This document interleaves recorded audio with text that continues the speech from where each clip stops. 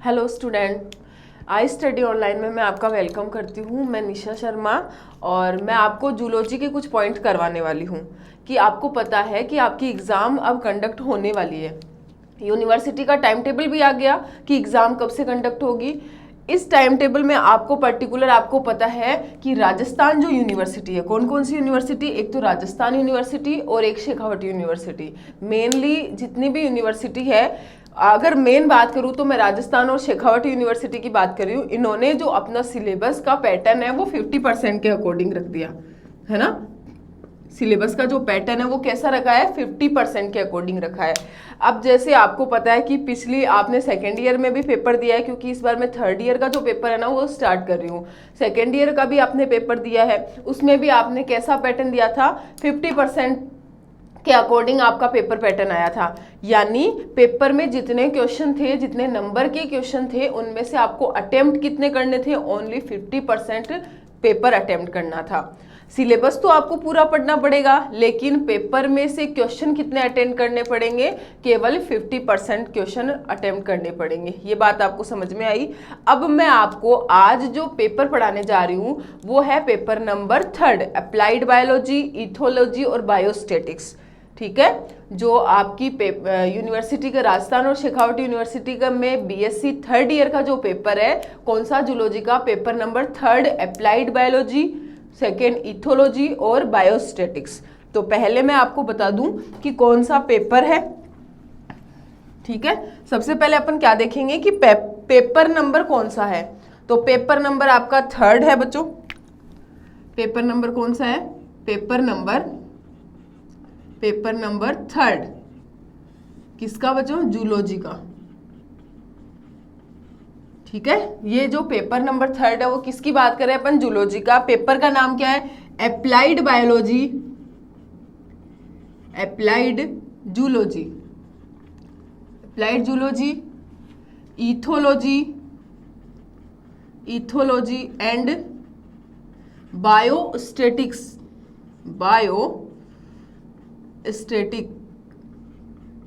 ये आपका पेपर है। कौन कौन सा, अप्लाइड बायोलॉजी, इथोलॉजी और बायोस्टेटिक्स, ये आपका पेपर नंबर 3 है। इसमें मैं आपको बताने क्या वाली हूँ वो बता देती हूँ कि यूनिवर्सिटी ने इस बार पेपर पैटर्न कितना, पिछली की तरह 50% पेपर पैटर्न रखा है ना, कि आपको पेपर में से केवल 50% नंबर के क्वेश्चन अटेम्प्ट करने हैं।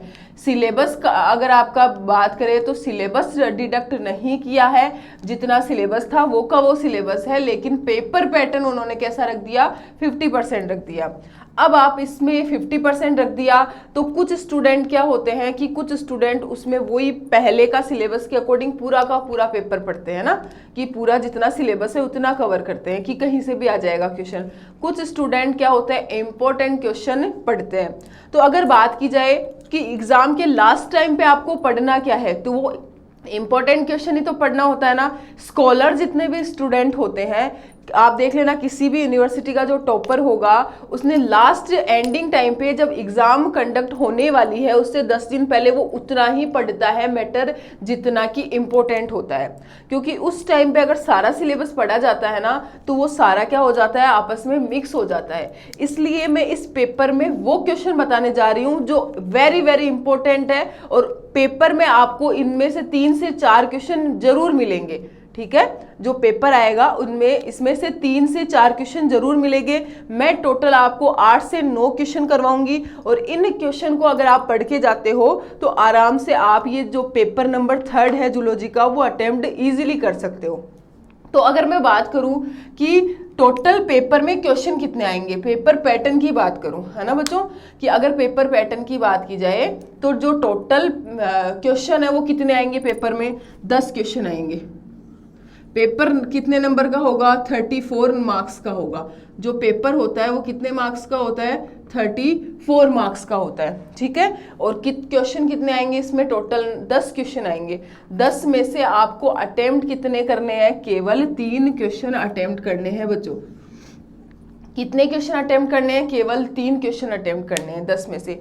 अब मैं आज आपको क्या बताऊंगी, पहले तो मैं आपको टोटल 8 पॉइंट बताती हूँ जो कि वेरी वेरी इंपॉर्टेंट है। और अगर आप इन्हीं को पढ़ के जाते हो, इन्हीं 8 टॉपिक को अगर आप पढ़ के जाते हो तो आपके कहीं भी प्रॉब्लम नहीं आएगी इस पेपर में, ठीक है। अगर आप ये 8 टॉपिक जो आज मैं पढ़ाने वाली हूँ अगर ये पढ़ के जाओगे तो कहीं भी आपको 1% भी पेपर में प्रॉब्लम नहीं आएगी। तो मैं पहले बात करती हूँ उन 8 टॉपिक की। तो बच्चों, जो आपका ये आई स्टडी ऑनलाइन का प्लेटफॉर्म है, इसके बारे में मैं थोड़ी आपको इन्फॉर्मेशन देना चाहती हूँ। इसमें आपको फिजिक्स, केमिस्ट्री, बायो यानी जूलॉजी, बॉटनी और मैथ सभी की प्रॉपर क्लासें प्रोवाइड है। अगर आपको यहाँ से क्लास लेनी है तो आपको इस चैनल को सब्सक्राइब करना पड़ेगा और वीडियोस जो है उनको आप देखो। आपको ऐसा नहीं लगेगा कि आप नॉर्मल ऑनलाइन क्लासेस में होता क्या है बच्चों, जो यूट्यूब चैनल्स होते हैं उनमें क्या होता है कि पर्टिकुलर कोई भी जो टीचर होता है वो एक कोई भी टॉपिक का वीडियो डाल देता है, फिर वीडियोस उसके सीक्वेंस में नहीं मिल पाते हैं। एक टॉपिक आपको कहीं से पढ़ना होता है, दूसरा टॉपिक आप कहाँ पढ़ते हो, तीसरा टॉपिक आप कहाँ से पढ़ते हो, ऐसा प्रॉब्लम आती है। और बीएससी में और एमएससी में यानी सबसे ज़्यादा यूजी में ये प्रॉब्लम बहुत आती है, चाहे वो बायो स्ट्रीम के बच्चे हो चाहे मैथ स्ट्रीम के बच्चे हो। कॉलेज में भी आपको कभी कभी ऐसी सिचुएशन आ जाती है कि पूरा सिलेबस नहीं करवाया जाता है। अब देख लो, आप किसी भी कॉलेज में आपको क्या मिलेगा, पूरा सिलेबस नहीं करवाया जाएगा, 50 से 60% सिलेबस करवाया जाता है। तो बाकी जो 40% है वो आप कहाँ से कवर करोगे। तो आपके पास ये बहुत अच्छा चांस है कि आप एक ही प्लेटफॉर्म से पूरा जितना भी आपका सिलेबस है, पीसीएम का मान लो या फिर बायो स्ट्रीम के जो बच्चे हैं सीबीजेड का मान लो, एक ही प्लेटफॉर्म पे आपको सारा सिलेबस प्रोवाइड है, ठीक है बच्चों। तो इस चैनल को आप सब्सक्राइब करो, जितने भी आपके पास वीडियोस आते हैं उनको लाइक करो, ठीक है।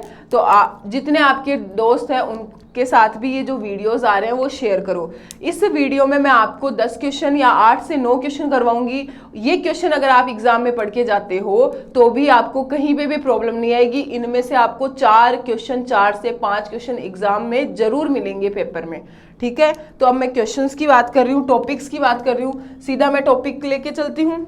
तो सबसे पहले टॉपिक की अगर बात की जाए, सबसे पहला जो टॉपिक है उसकी अगर मैं बात करूं तो सबसे पहले टॉपिक में अपन क्या देखेंगे, एपीकल्चर। टॉपिक के नाम लिख रही हूं, सबसे पहला जो टॉपिक है वो कौन सा आ जाएगा, एपीकल्चर, जिसको अपन बोलते हैं क्या, bee keeping. Bee keeping Hindi में अगर बात करूं तो बोला जाता है मधुमक्खी पालन। क्या बोला जाता है, मधुमक्खी पालन। क्या होता है, एपीकल्चर, बी कीपिंग या मधुमक्खी पालन।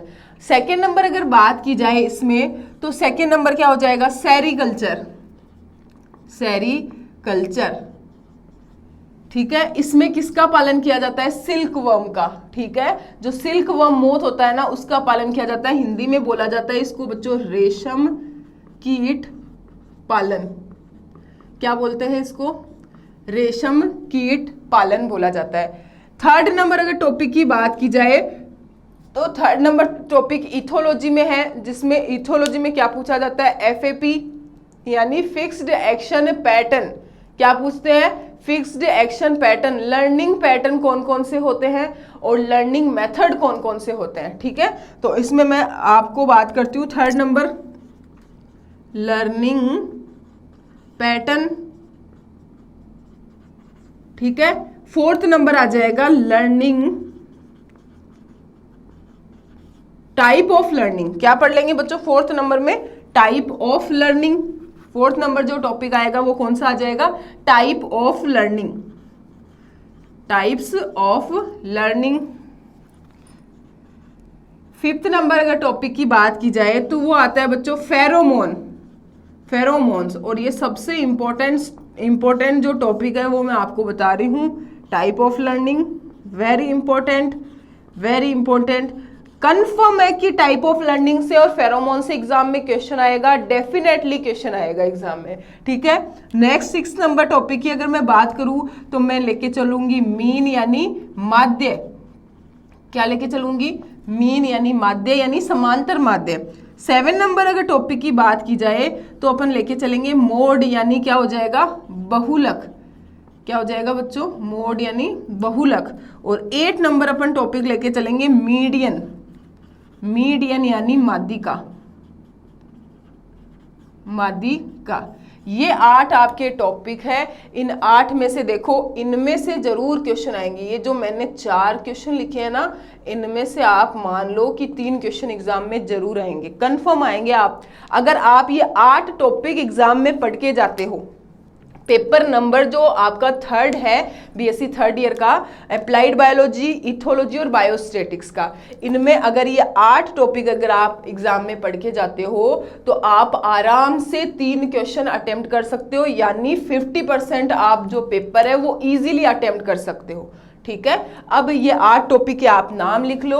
मैं एक एक टॉपिक के बारे में आपको बताऊंगी कि पहले टॉपिक में क्या है, इसमें आपको करना क्या है। ठीक है, शॉर्ट फॉर्म में बताऊंगी। ठीक है, क्योंकि एक ही लेक्चर में अपन को सारे 8 टॉपिक करने हैं बच्चों, इसलिए मैं आपको शॉर्ट में बताऊंगी कि एपीकल्चर या बी कीपिंग, मधुमक्खी पालन में क्या करना है, कैसे क्वेश्चन आएगा और आपको कैसे क्वेश्चन करना है। सेकेंड सेरिकल्चर है, रेशम कीट पालन है, इसमें आप कैसे करोगे। इसके बाद में बात करें लर्निंग पैटर्न है, उसमें कौन कौन सी लर्निंग पैटर्न है। नेक्स्ट बात करें कि टाइप ऑफ लर्निंग में क्या क्या पूछा जाएगा, कि लर्निंग के टाइप कौन कौन से हैं। फिर फेरोमोन क्या होते हैं और टाइप ऑफ फेरोमोन क्या होते हैं। ठीक है, नेक्स्ट मीन माध्य का क्वेश्चन आता है। ये माध्य का क्वेश्चन कैसे आएगा वो मैं 3 पैटर्न में बताऊंगी कि 3 पैटर्न में माध्य का क्वेश्चन आता है। वैसे ही मोड का जो क्वेश्चन आता है वो भी कितने पैटर्न में आता है, 3 पैटर्न में आता है। और मीडियन का जो क्वेश्चन आता है वो भी 3 पैटर्न में आता है। तो ये सारे मैं आज इसी लेक्चर में करवाऊंगी। तो इस वीडियो को आप ज़्यादा से ज़्यादा शेयर करो और इसको ज़्यादा से ज़्यादा लाइक करना बच्चों। ठीक है, अब देखो एपीकल्चर या बी कीपिंग की बात करें, सबसे पहले अपन कौन सा टॉपिक पढ़ेंगे, एपीकल्चर या बी कीपिंग पढ़ेंगे। मधुमक्खी पालन बोला जाता है, बी कीपिंग, एपीकल्चर या बी कीपिंग, क्या बोलेंगे इसको, मधुमक्खी पालन। तो इसमें क्या होता है देखते हैं। एपीकल्चर या बी कीपिंग में अपन क्या पढ़ेंगे बच्चों, तो देखो सबसे पहले अगर बात की जाए एपीकल्चर या बी कीपिंग की, तो डेफिनेशन सबसे पहले अगर मैं एपीकल्चर या अगर बी कीपिंग की बात करूं, ठीक है, सबसे पहले किसकी, अगर मैं एपीकल्चर या बी कीपिंग की बात करूं तो इसमें आपको शॉर्ट में बताऊंगी बच्चों। ठीक है, शॉर्ट में पैटर्न बता रही हूं कि कैसे करना है आपको। तो अगर एपीकल्चर या बी कीपिंग की बात की जाती है तो सबसे पहले कि होता क्या है कि व्यापारिक दृष्टि से, ठीक है, इकोनॉमिक इंपॉर्टेंस के लिए किसको पालना, हनी बी का कल्चर करवाना या हनी बी को पालना क्या कहलाता है, एपीकल्चर या बी कीपिंग कहलाता है। किसके लिए, व्यापारिक दृष्टि से या इकोनॉमिक इंपॉर्टेंस के लिए, इकोनॉमिक इंपॉर्टेंस के लिए हनी बी यानी मधुमक्खी, हनी बी का कल्चर कराना एपीकल्चर होता है। ठीक है, या एपीकल्चर कहलाता है। समझ में आया कि जो इकोनॉमिक इंपॉर्टेंस है यानी व्यापारिक दृष्टि है, लोग अपने व्यापार को बढ़ाने, एक व्यापार बना रखा है। ठीक है, व्यापार के लिए किया जाता है कि अधिक से अधिक अपन को क्या मिल सके, इकोनॉमिक इंपॉर्टेंस मिल सके, किसका, हनी बी का कल्चर करवाने से। तो सबसे पहले क्या हो गया कि बी कीपिंग या एपीकल्चर होता क्या है। फिर मैं अगर बोलूँ कि एपीकल्चर में अपन हनी बी का कल्चर करवाते हैं तो क्लासिफिकेशन करना है किसका, अपन को हनी बी का, कि हनी बी कौन से फाइलम से आती है, कौन सी क्लास से आती है, इसमें सबसे ज़्यादा कौन सी जो हनी बी है उसका कल्चर करवाया जाता है। ठीक है, वैसे अलग अलग टाइप की होती है, मेनली अपन पढ़ेंगे कि कौन सी हनी बी है जिसका सबसे ज़्यादा कल्चर करवाया जाता है। तो सेकेंड अगर मैं क्लासिफिकेशन की बात करूं, क्लासिफिकेशन की अगर बात की जाए, क्लासिफिकेशन ऑफ हनी बी, अगर क्लासिफिकेशन की बात की जाए हनी बी के, तो देखो सबसे पहले अपन क्या देखते हैं कि फाइलम कौन सा है। तो जितने भी इंसेक्ट है उनका जो फाइलम होता है वो कौन सा हो गया, ऑर्थ्रोपोडा। ठीक है, अगर सबसे पहली बात की जाए कि फाइलम कौन सा है तो ऑर्थ्रोपोडा। अगर क्लास की बात करें तो क्लास कौन सी हो गई, इंसेक्टा। आपको पता है ना कि ऑर्थ्रोपोडा में सबसे बड़ी क्लास क्या है, या सबसे बड़ी क्लास क्या होती है सभी फाइलम की, इंसेक्टा ही होती है, क्योंकि सबसे ज्यादा एनिमल कौन से फाइलम में है, ऑर्थ्रोपोडा में, और कौन सी क्लास में है, इंसेक्टा में। नेक्स्ट अगर मैं बात करूं इसमें फैमिली की, तो एपिडी, और जीनस की एपिस। फैमिली की बात की जाए, फैमिली की अगर मैं बात करूं तो फैमिली कौन सी हो जाएगी, एपिडी, एपिडी। जीनस क्या हो जाएगा, एपिस, जीनस क्या हो गया बच्चों, एपिस। और स्पीसीज क्या हो गई, इंडिका, स्पीसीज क्या हो जाएगी, इंडिका, स्पीसीज क्या हो जाएगी, इंडिका, एपिस इंडिका। ये मैंने आपको क्या बता दिया इसमें, हनी बी के क्लासिफिकेशन में, हनी बी का क्लासिफिकेशन बता दिया कि फाइलम कौन से आती है, ये ऑर्थ्रोपोडा से आती है, क्लास कौन से आती है, इंसेक्टा से आती है, फैमिली एपिडी है, जीनस है एपिस, और स्पीसीज है इंडिका। अब इसमें जो हनी बी है वो अलग अलग टाइप की होती है।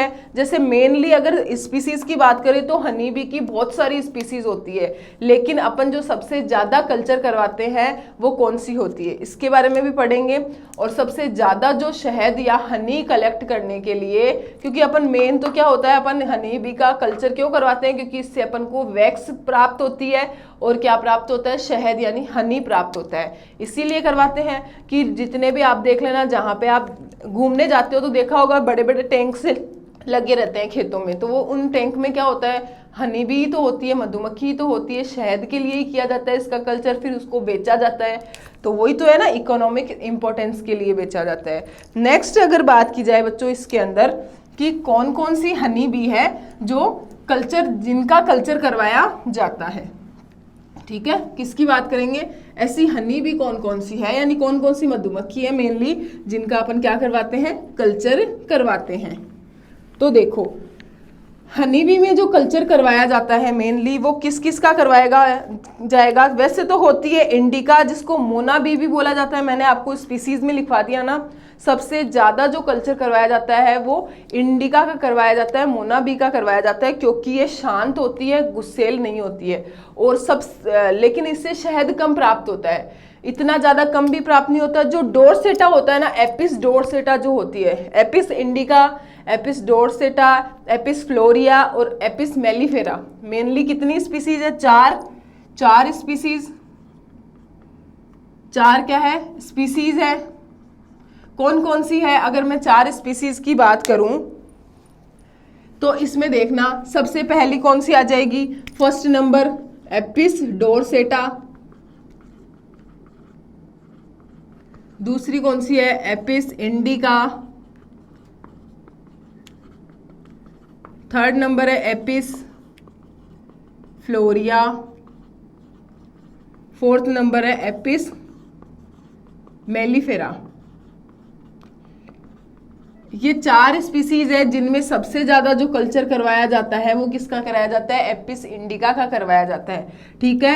और सबसे ज्यादा जो शहद प्राप्त होता है डोरसेटा से होता है, लेकिन एपिस डोरसेटा का कल्चर इसलिए नहीं करवाया जाता क्योंकि ये बहुत ज्यादा गुस्सेल प्रकृति की होती है, यानी एग्रेसिव नेचर की, आक्रामक होती है, इसलिए अपन इसका कल्चर नहीं करवा सकते, ये इजीली किसी पे भी अटैक कर सकती है। लेकिन जो एपिस इंडिका होती है वो कैसी होती है, शांत टाइप की होती है, इसलिए अपन इसका कल्चर करवाते हैं, ठीक है, समझ में आ गया। इस एपिस इंडिका के एक छत्ते से 3 से 5 केजी शहद प्राप्त होता है, ठीक है। एपिस इंडिका के एक छत्ते से मेनली 3 से 5 केजी शहद प्राप्त होता है, ये चीज समझ में आई। अब अपन देखेंगे कि बच्चों कि अपन जो मेथड है एपीकल्चर करवाने के वो कौन कौन से हैं, कि जो एपीकल्चर करवाया जाता है वो अपन कैसे करवाएंगे, कौन कौन से इसमें मेथड होते हैं जिसमें एपीकल्चर करवाया जाता है, या एपीकल्चर कैसे करवाते हैं। 2 मेथड होते हैं, एक तो हो गया मेथड की बात की जाए, method of apiculture, method of apiculture, कि एपीकल्चर की अगर मेथड की बात की जाए तो इसमें एक तो क्या होता है, ओल्ड मेथड होता है, एक तो कौन सा हो गया, ओल्ड मेथड, और दूसरा क्या होता है, मॉडर्न मेथड। क्या हो गया, एक तो कौन सा हो गया, ओल्ड मेथड होता है, एक मॉडर्न नहीं है, ये मॉडर्न ही है, ठीक है, आधुनिक मेथड, और एक क्या है ओल्ड मेथड यानी पुरानी मेथड, जो भी मेथड को क्या बोलते हैं हिंदी में। ठीक है, तो दो टाइप के मेथड होते हैं एपीकल्चर में, एक तो ओल्ड मेथड होता है और एक मॉडर्न मेथड होता है। अब मैं इन दोनों को आपको बताती हूँ कि ओल्ड मेथड में क्या होता है और मॉडर्न मेथड में क्या होता है। ठीक है, अगर ओल्ड मेथड की बात की जाए तो आप देखते हो कि आप अपने घर में भी आसपास में आप ये देखते हो ना कि कहीं पे छत्ता होता है तो अपन मधुमक्खियों को भगाने के लिए वहां से उसमें आग लगा देते हैं, लगाते हैं ना, धुआं करते हैं उस छत्ते के पास। समझते हो कि अगर अपने को क्या होता है, मधुमक्खियों को वहां से हटाना होता है तो अपन उन मधुमक्खियों के पास क्या कर देते हैं, धुआं कर देते हैं, यानी जहां मधुमक्खियों का छत्ता होता है उसके नीचे आग लगा देते हैं। छत्ते पे आग नहीं लगाते हैं बच्चों, उसके नीचे की तरफ आग लगा देते हैं, जिससे धुआं होने के कारण वो मधुमक्खियां वहां से क्या होती है, भाग जाती है। ये चीज समझ में आई। वो ये है कि अपन क्या करेंगे, छत्ते के नीचे आग लगा देंगे, जिससे मधुमक्खियां क्या हो जाएगी, भाग जाएगी, और जो शहद होगा, जो हनी होगी, उसको वहां से अपन कलेक्ट कर लेंगे। ये कौन सा मेथड था, ओल्ड मेथड था। ठीक है, सिंपल सा मेथड है जो मैं आपको बोल रही हूँ, वैसा ही आपको एग्जाम में करना है। कोई बहुत ज्यादा इसमें डिटेल नहीं है कि आप बहुत ज्यादा डिटेल में आप इसको जाओ। सिंपल है कि एक आप कहानी की तरह, एक स्टोरी की तरह इसको समझने की कोशिश करना, रट्टा नहीं लगाना है आपको कुछ भी, एक स्टोरी की तरह समझो। तो देखो, मेथड ऑफ एपीकल्चर में ओल्ड मेथड में क्या आएगा कि इस मेथड में क्या होता है कि जिस स्थान पर छत्ता प्रेजेंट होता है उसके नीचे की तरफ आग लगाई जाती है, जिससे धुआं होने के कारण जो मधुमक्खियां होती है वो छत्ते को छोड़कर दूसरे स्थान पर चली जाती है, और उस छत्ते से अपन क्या कलेक्ट कर लेते हैं, शहद या हनी को कलेक्ट कर लिया जाता है। लेकिन इसकी डिमेरिट्स क्या है, इसकी कमियां क्या है, क्योंकि अगर अपन छत्ते को निचोड़ कर कलेक्ट करते हैं शहद, है ना, छत्ते को अपन निचोड़ कर शहद कलेक्ट करते हैं, तो उसमें क्या होता है कि वो प्योर हनी अपन को प्राप्त नहीं होता है, शुद्ध शहद अपन को प्राप्त नहीं होता है, क्योंकि उनमें मधुमक्खियों के अंडे भी होते हैं, उनके लार्वास भी होते हैं। इसलिए क्या होता है, वो अपन को जो हनी प्राप्त होता है वो प्योर नहीं हो पाता है मेनली। और अगर बार बार में अपन ओल्ड मेथड काम में लेंगे, इसकी दूसरी डिमेरिट क्या है कि अगर अपन बार बार में ओल्ड मेथड को काम में लेते हैं, तो अगर ज्यादा ओल्ड मेथड को काम में लिया जाता है तो क्या हो जाता है बच्चों, जितनी बार अपन ओल्ड मेथड को काम में लेंगे उतनी बार अपन क्या करेंगे, छत्ते के नीचे आग लगाएंगे। बार बार में ऐसा करने पर जो मधुमक्खी हनी बी की जो कॉलोनी होती है ना, जिसमें क्या पाए जाते हैं, श्रमिक भी होते हैं, ड्रोन भी होते हैं, और क्या होती है, रानी मक्खी भी होती है। तो ये तीनों की एक कॉलोनी प्रेजेंट होती है, वर्कर, ड्रोन और किसकी, क्वीन की। तो ये जो कॉलोनी होती है ना वो डिस्टर्ब हो जाती है, धीरे धीरे कॉलोनी कमजोर हो जाती है और हनी का प्रोडक्शन भी कम होने लग जाता है। इसलिए अपन इस मेथड की जगह बाद में कौन सा मेथड काम में लेने लग गए, मॉडर्न मेथड काम में लग गए। सेकंड जो है वो कौन सा मेथड काम में लेने लग गए, मॉडर्न मेथड काम में लग गए। इस मॉडर्न मेथड में मॉडर्न मेथड के बारे में आपको पता है कि इस मेथड में मेनली क्या है कि जितने भी आप खेतों में देखते हो, जो किसान है वो ही ज़्यादातर मेनली एपीकल्चर करता है, वो अपने खेतों में जगह जगह पे बड़े बड़े बॉक्स लगा के रखता है। देखा है आपने कि बड़े बड़े बॉक्स लगाए जाते हैं, उन बॉक्स में ही क्या किया जाता है, हनी बी का कल्चर करवाया जाता है। उस बॉक्स में अलग अलग टाइप के चैम्बर्स होते हैं, उन चैम्बर्स की बात करते हैं अपन। ठीक है, तो मैं आपको छोटा सा एक डायग्राम बना के समझाऊंगी कि कौन से चैम्बर्स होते हैं, कौन सी प्रोसेस होती है। तो देखो, एपीकल्चर की बात की जाए तो इसमें एक बॉक्स बनाया जाता है, इस बॉक्स में अपन क्या करते हैं, चैम्बर्स बनाते हैं। देखो,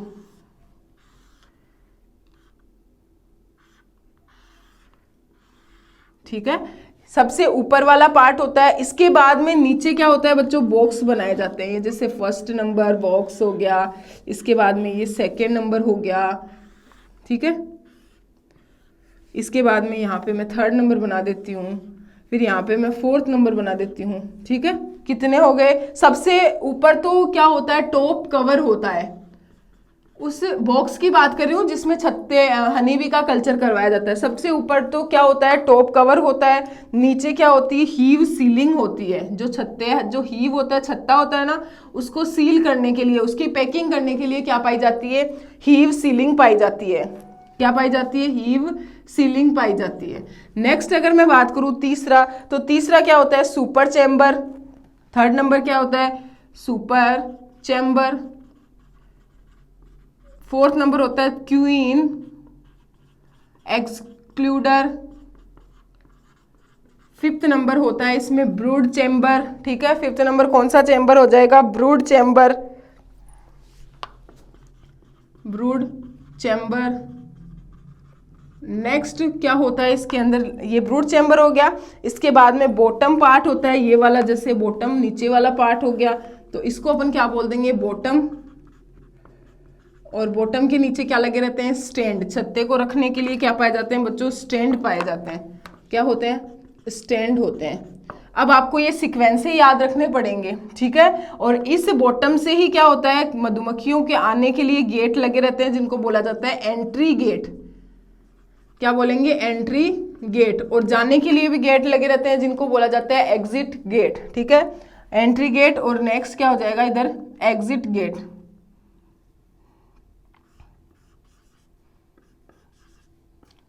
एग्जिट गेट, एंट्री और एग्जिट गेट लगे रहते हैं। अब आपको याद रखने का तरीका सीधा सा सिंपल सा, आपको डायग्राम याद करना है। सबसे इंपॉर्टेंट कि अपन को सबसे पहले अपन डायग्राम कैसे बनाएंगे। डायग्राम याद रखने के बाद आपको क्या करना है कि इसमें कितने पॉइंट्स है, कि एक डायग्राम में कितने हैं।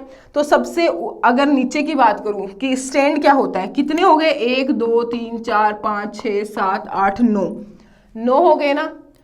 तो सबसे पहले अपन क्या बात करेंगे कि एक जो पूरा छत्ता बनाया जाता है मधुमक्खी का, आर्टिफिशियल क्या बोलते हैं इसको? हीव बोलते हैं। आर्टिफिशियल हीव या आर्टिफिशियल जो होता है छत्ते का पालन करने के लिए, ये जो बॉक्स है ये काम में लिया जाता है।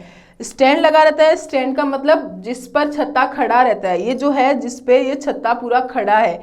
एंट्री गेट, जहाँ से हनी भी है वो सारी एंट्री करती है। ठीक है, ये बॉटम होता है। बॉटम में क्या लगे रहते हैं? एंट्री गेट लगे रहते हैं। पूरी लोहे की चादर का बना होता है। पूरी कैसी होती है? लोहे की चादर होती है, यानी पूरा जो बना होता है ना ये डब्बा सा, ये किसका होता है? लोहे का। फिर ब्रूड चैम्बर क्या होता है? ब्रूड चैम्बर में क्या होता है? केवल रानी मक्खी पाई जाती है, क्योंकि जो सुपर अब देखो इधर जाली सी लगी रहती है। ये कैसा होता है? जाली होती है एक टाइप की। समझाने के लिए बता रही हूँ पूरा, ठीक है। इस जाली में इतने छोटे ही छेद होते हैं इस क्वीन एक्सक्लूडर में कि केवल इसमें क्या कौन जा सकता है? वर्कर हनी भी ही सुपर चैम्बर में एंट्री कर पाती है। ये जो है क्वीन हनी भी है वो एंट्री नहीं कर पाती। तो याद रखने का तरीका, छत्ता स्टैंड पर खड़ा रहता है। स्टैंड के बाद में बॉटम होता है। बॉटम में 2 गेट पाए जाते हैं। एंट्री के लिए अलग गेट होता है और एग्जिट के लिए क्या होता है? हनी बी के अलग गेट होता है। फिर ब्रूड चैम्बर में केवल क्या पाई जाती है? क्वीन पाई जाती है, और वो क्वीन रिप्रोडक्शन की प्रोसेस इसी ब्रूड चैम्बर में करती है। इसमें क्वीन के लार्वा और एग्स भी प्रेजेंट होते हैं। फिर क्वीन एक्सक्लूडर क्या होता है? एक जाली होती है जो किसको? ब्रूड चैम्बर को और सुपर चैम्बर को एक दूसरे से अलग करती है। ये जाली इसीलिए लगाई जाती है बच्चों कि है ना, जो क्वीन है वो इसमें सुपर चैम्बर में एंट्री नहीं कर पाए। ठीक है, और अगर बात करें सुपर चैम्बर, तो सुपर चैम्बर में ही क्या होता है? मेन हनी का प्रोडक्शन किया जाता है, जो वर्कर करते हैं। कौन करेंगे? वर्कर करते हैं। वर्कर क्या यहाँ पे क्या करेंगे? हनी का प्रोडक्शन करते हैं। फिर हीव सीलिंग, यही पैक करने के लिए, छत्ते को पैक करने के लिए एल्यूमिनियम का बना होता है, और ये टॉप कवर होता है। इसके चारों ओर क्या लगा रहता है? कवर लगा रहता है। तो यहाँ पे इस सुपर चैम्बर में हनी का प्रोडक्शन होता रहेगा, और जो हनी है उनका फॉर्मेशन ब्रूड चैम्बर में रिप्रोडक्शन की क्रिया के द्वारा कौन करता है? क्वीन करती रहती है। लार्वा बनाती रहती है, एग बनाती रहती है। अब आपको पता है कि इस चैम्बर में ये हनी भी एंट्री कर ही नहीं पाएगी, क्वीन वाली। तो क्वीन इसमें एंट्री नहीं कर पाएगी, तो अपन को प्योर हनी भी मिलेगा ना, प्योर हनी मिलेगा ना। क्यों? क्योंकि अगर ये क्वीन जा ही नहीं पाएगी तो यहाँ पे ना तो लार्वा होंगे ना ही एग प्रेजेंट होंगे। इसलिए अपन को इस मेथड के द्वारा कैसा? एकदम प्योर हनी प्रोवाइड मिलता है, ठीक है, या प्रोवाइड होता है। ये आपको समझ आ गया। तो ये फर्स्ट नंबर जो टॉपिक था वो कौन सा था? एपीकल्चर का या बी कीपिंग का, जिसमें सबसे पहले डेफिनेशन, उसके बाद में क्लासिफिकेशन, उसके बाद में मेनली कौन कौन सी स्पीसीज होती है, उसके बाद में स्पीसीज के बाद में मेथड, पहला ओल्ड मेथड, दूसरा मॉडर्न मेथड। ये मैंने आपको बता दिया। इसमें आपको पॉइंट्स अलग अलग बना के लिखना पड़ेंगे कि स्टैंड का पॉइंट करना पड़ेगा, स्टैंड क्या होता है। फिर बॉटम में 2 गेट प्रेजेंट होते हैं तो बॉटम का, फिर ब्रूड चैम्बर का, क्वीन एक्सक्लूडर का, सुपर चैम्बर का, हीव सीलिंग का और टॉप कवर का। ये अलग अलग पॉइंट्स बना के आपको लिखने पड़ेंगे। ठीक है। और इसका लाभ क्या है, क्योंकि इसमें अपन को प्योर हनी का प्रोडक्शन होता है, क्योंकि इसमें एग और लार्वा तो ब्रूड चैम्बर में ही रह जाते हैं और हनी का प्रोडक्शन किस में होता है, सुपर चैम्बर में। और करता कौन है, वर्कर करते हैं, ठीक है। ये आपको समझ आ गया। तो ये एक टॉपिक आपका कंप्लीट हो गया है, कौन सा, एपीकल्चर। इसके बाद में अपन सेकेंड जो टॉपिक करेंगे वो करेंगे बच्चों सेरीकल्चर, ठीक है। सेकेंड नंबर जो टॉपिक करेंगे वो कौन सा करेंगे, सेरीकल्चर का करेंगे। एपीकल्चर के बाद में कौन सा टॉपिक आ जाएगा, सेरीकल्चर। तो अपन ये देखेंगे कि सेरीकल्चर क्या होता है और उसमें प्रोसेस कौन कौन सी होती है, क्या क्या पढ़ना है अपन को। मैं आपको शॉर्ट फॉर्म में बता रही हूँ, अगर आपको डिटेल आपके पास है तो वैसे भी पढ़ सकते हो और यहाँ से भी आप इजीली नोट्स बना सकते हो। जो मैं आपको बता रही हूँ इससे भी आप इजीली अपने नोट्स बना सकते हो, क्योंकि जो मैं बोल रही हूँ वो सारा का सारा आपका इसी पार्ट का टॉपिक है, ठीक है। सारा ये टॉपिक ही है जहाँ पे बच्चों मैं बोल रही हूँ, इसलिए आप अपने नोट्स भी बना सकते हो। इसके अंदर कोई ऐसा अलग नहीं है कि आपको कुछ मिले नहीं, ठीक है। तो नेक्स्ट अपन बात करते हैं सेरीकल्चर की। तो सेरीकल्चर वही, सेरीकल्चर क्या होता है, सबसे पहले जैसे एपीकल्चर पढ़ा था वैसे ही किसके बारे में पढ़ना है अपन को, सेरीकल्चर के बारे में पढ़ना है ना। जैसे सेम आपने एपीकल्चर के बारे में पढ़ा वैसे ही अपन किसके बारे में पढ़ेंगे, सेरीकल्चर की। तो सबसे पहले कि सेरीकल्चर होता क्या है, वही इकोनॉमिक इंपॉर्टेंस के लिए सिल्क वर्म का कल्चर करवाना या सिल्क मोथ का कल्चर करवाना। तो क्या आ जाएगा, इकोनॉमिक इंपॉर्टेंस के लिए,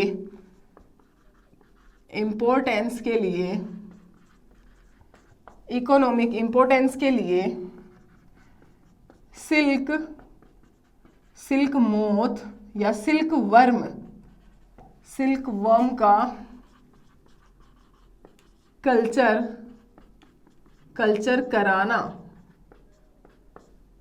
क्या होता है, सेरीकल्चर होता है। कि जो इकोनॉमिक इंपॉर्टेंस के लिए जो अपन सिल्क मोथ है या सिल्क वर्म है इसका अपन कल्चर करवाते हैं उसको क्या बोला जाता है कि सेरीकल्चर बोला जाता है। फिर वही सबसे पहले अपन क्या पढ़ेंगे इसमें बच्चों, classification of silk worm, classification of silk worm. किसकी बात करेंगे, क्लासिफिकेशन ऑफ सिल्क वर्म। तो सिल्क वर्म का अगर क्लासिफिकेशन करेंगे तो फाइलम ऑर्थ्रोपोडा, क्लास क्या आ जाएगी, इंसेक्टा। फाइलम क्या आ जाएगा बच्चों यहाँ पे, ऑर्थ्रोपोडा। वही क्लास इसमें सेम क्लास क्या हो जाएगी, इंसेक्टा। अगर मैं बात करूं फैमिली की तो फैमिली इसमें कौन सी हो जाएगी, फैमिली होती है बॉम्बीसिडी।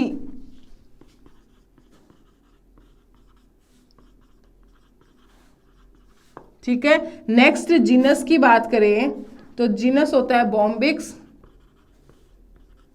और स्पीसीज की मैं बात करूं तो स्पीसीज होता ही मोराई, बॉम्बिक्स मोराई।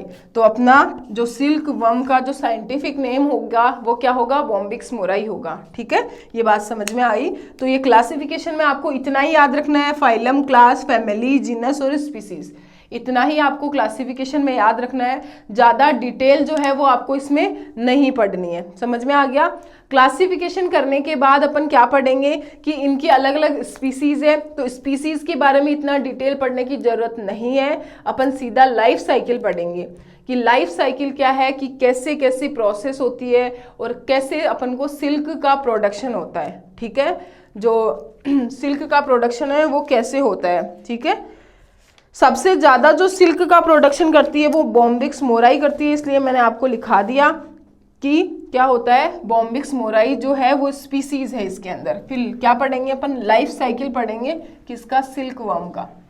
तो life cycle of silk worm, next heading क्या आ जाएगी बच्चों अपनी, life cycle of silk worm, silk worm का लाइफ साइकिल। तो देखो सिल्क वर्म के लाइफ साइकिल की अगर बात की जाए तो इसमें क्या प्रोसेस होती है, कैसा लाइफ साइकिल इसका चलता है। तो लाइफ साइकिल में अगर बात करूं, लाइफ साइकिल क्या आ जाएगा, life cycle of silk worm, life cycle of silk worm. तो सिल्क वर्म में सबसे पहले अगर बात करें अडल्ट की, तो अडल्ट में आपको पता है दो होंगे, एक तो मेल और दूसरा क्या हो जाएगा, फीमेल, है ना। क्या होंगे, एक तो मेल होगा और दूसरा क्या होगा, फीमेल होगा। मेल जो होता है वो कैसा होता है, छोटा होता है, और फीमेल क्या होती है, इसमें बड़ी होती है।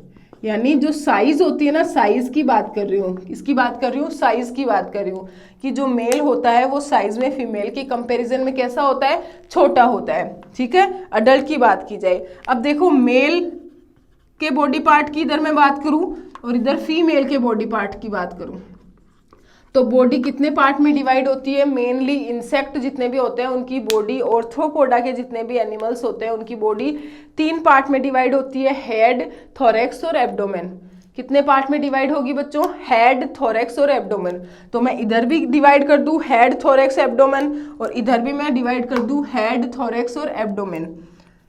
ठीक है, तो इसमें जो बॉडी होगी वो कितने पार्ट में डिवाइड हो गई, 3 पार्ट में। सबसे पहला हेड, सेकेंड नंबर क्या हो गया, थोरैक्स, और थर्ड नंबर क्या हो गया, एब्डोमेन। इधर भी डिवाइड कर दूं फीमेल की बॉडी को भी कितने पार्ट में, 3 पार्ट में। कौन कौन से हो जाएंगे, head first number, second number क्या हो जाएगा, थोरैक्स, और थर्ड नंबर क्या हो जाएगा इसमें, एब्डोमेन। थर्ड नंबर क्या हो गया इसमें बच्चों, एब्डोमेन।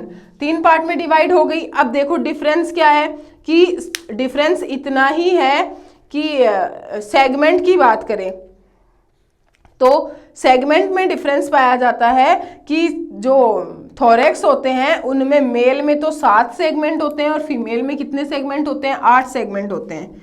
मेल में इस थोरैक्स पार्ट में कितने सेगमेंट, 7 सेगमेंट, और फीमेल की बात करूं तो इस थोरैक्स पार्ट में कितने, 8 सेगमेंट होते हैं। सॉरी, क्या हो गया, डिफरेंस की मेल बड़ी क्यों होती है, क्योंकि आपको पता है कि फीमेल बड़ी क्यों होती है, क्योंकि मेल में तो कितने सेगमेंट है, 7 सेगमेंट ही है, और जो फीमेल है उसमें 8 सेगमेंट है। इनमें क्या पाया जाता है, इसमें देखो थोरैक्स हेड पार्ट में तो क्या प्रेजेंट होगा, हेड पार्ट में पाया जाता है बच्चों आईज, एंटीना और माउथ पार्ट। क्या क्या प्रेजेंट होगा इसमें, आईज, एंटीना और माउथ। ओसिली का मतलब क्या होता है, आईज ही होती है। और इसमें थोरैक्स में क्या प्रेजेंट होता है, इसमें होते हैं लेग्स और फिदर। लेग्स प्रेजेंट होंगे और क्या होंगे, विंग्स होंगे, ठीक है, या फिदर होंगे। ठीक है, लेग्स और फिदर। और एब्डोमेन पार्ट में क्या पाई जाती है, एब्डोमेन पार्ट में प्रेजेंट होती है एनल सीरी। क्या प्रेजेंट होती है, एनल सीरी। सेम ही इधर होता है कि हेड पार्ट में पाया जाता है आईज, एंटीना और माउथ पार्ट।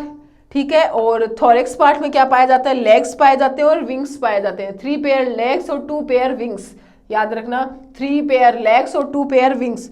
और एब्डोमेन की बात करें तो इधर भी क्या होगी, एनल सीरी प्रेजेंट होती है, यानी एनएस प्रेजेंट होती है। ये इनमें डिफरेंस हो गया। डिफरेंस आपको समझ में आया, कहाँ पे डिफरेंस, केवल थोरैक्स में, कि थोरैक्स में मेल में 7 सेगमेंट है और फीमेल जो होती है उनमें कितने सेगमेंट है, 8 सेगमेंट है।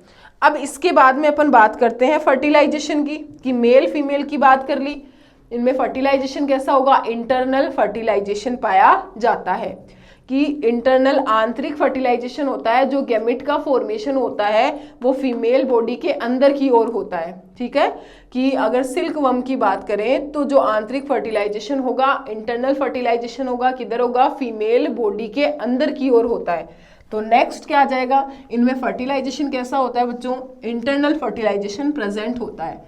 कैसा फर्टिलाइजेशन प्रेजेंट होगा, इंटरनल फर्टिलाइजेशन प्रेजेंट होता है। उसके बाद में देखो नेक्स्ट बात करें, इसके बाद में अगर नेक्स्ट बात की जाए तो नेक्स्ट देखना कि अपन क्या पढ़ेंगे, इंटरनल फर्टिलाइजेशन से बनेगा क्या अपने पास, इंटरनल फर्टिलाइजेशन से अपने पास एग बनता है, तो आपको एग के बारे में पढ़ना है, फिर लार्वा बनता है, फिर प्यूपा बनता है। एग के बाद में क्या बनता है, लार्वा, और लार्वा के बाद में क्या बनता है? प्यूपा। क्या बनता है? प्यूपा। एग बनेगा, लार्वा बनेगा और प्यूपा बनेगा। अब ये जो लार्वा होता है ना, इसकी जो सिलाइवरी ग्लैंड्स होती है, लार ग्रंथियां जो होती है, वो किसका सिक्रेशन करती है? एक फ्लूइड का सिक्रेशन करती है, लिक्विड का। वो क्यों होता है? क्योंकि इसके चारों ओर वो इकट्ठा हो जाए और इसको कवर कर ले, ताकि किसका फॉर्मेशन कर सके? प्यूपा का फॉर्मेशन कर सके। ठीक है। अभी नॉर्मली ये वाइट कलर का होता है, और ये जैसे जैसे ब्राउन कलर का होने लग जाता है, ये अपने चारों ओर सिलाइवरी, जो माउथ में सिलाइवरी ग्लैंड्स पाई जाती है, जो लार ग्रंथियां पाई जाती है, उससे किसका सिक्रेशन करता है? लार का। और ये सूखती जाती है और कठोर बनाती जाती है। ठीक है। ये लगातार क्या होगा? सिक्रेशन करेगा और ये सूखती जाएगी। डोरी जैसे, रेशम जैसी होती है ना, वैसी स्ट्रक्चर अपने पास प्राप्त हो जाएगी। तो इसको डिटेल में देखो, अपन को क्या करना है। एग, सबसे पहले एग की बात करूं तो इसमें लगभग 200 से 500 एग एक साथ में रिलीज किए जाते हैं। जो एग होते हैं ना, वो 200 से 500 एग एक साथ में रिलीज करती है। कौन करती है बच्चों? सिल्क वर्म करती है। ठीक है। और जिनमें से इनके द्वारा इन एग का प्रोडक्शन करने के लिए जो फीमेल होती है, वो किसका सिक्रेशन करती है? जिलेटिनी पदार्थ का सिक्रेशन करती है पेड़ की पत्तियों पर, जिनके कारण ये पेड़ से नीचे ना गिरे। सिल्क जो वर्म ये होते हैं, छोटे एग जो होते हैं, वो पेड़ से नीचे ना गिरे, एक साथ चिपक के रहते हैं। एग एक साथ 200 से 500। फिर एग के बाद में क्या आता है? ये धीरे धीरे डेवलप होके किसका निर्माण करता है? लार्वा।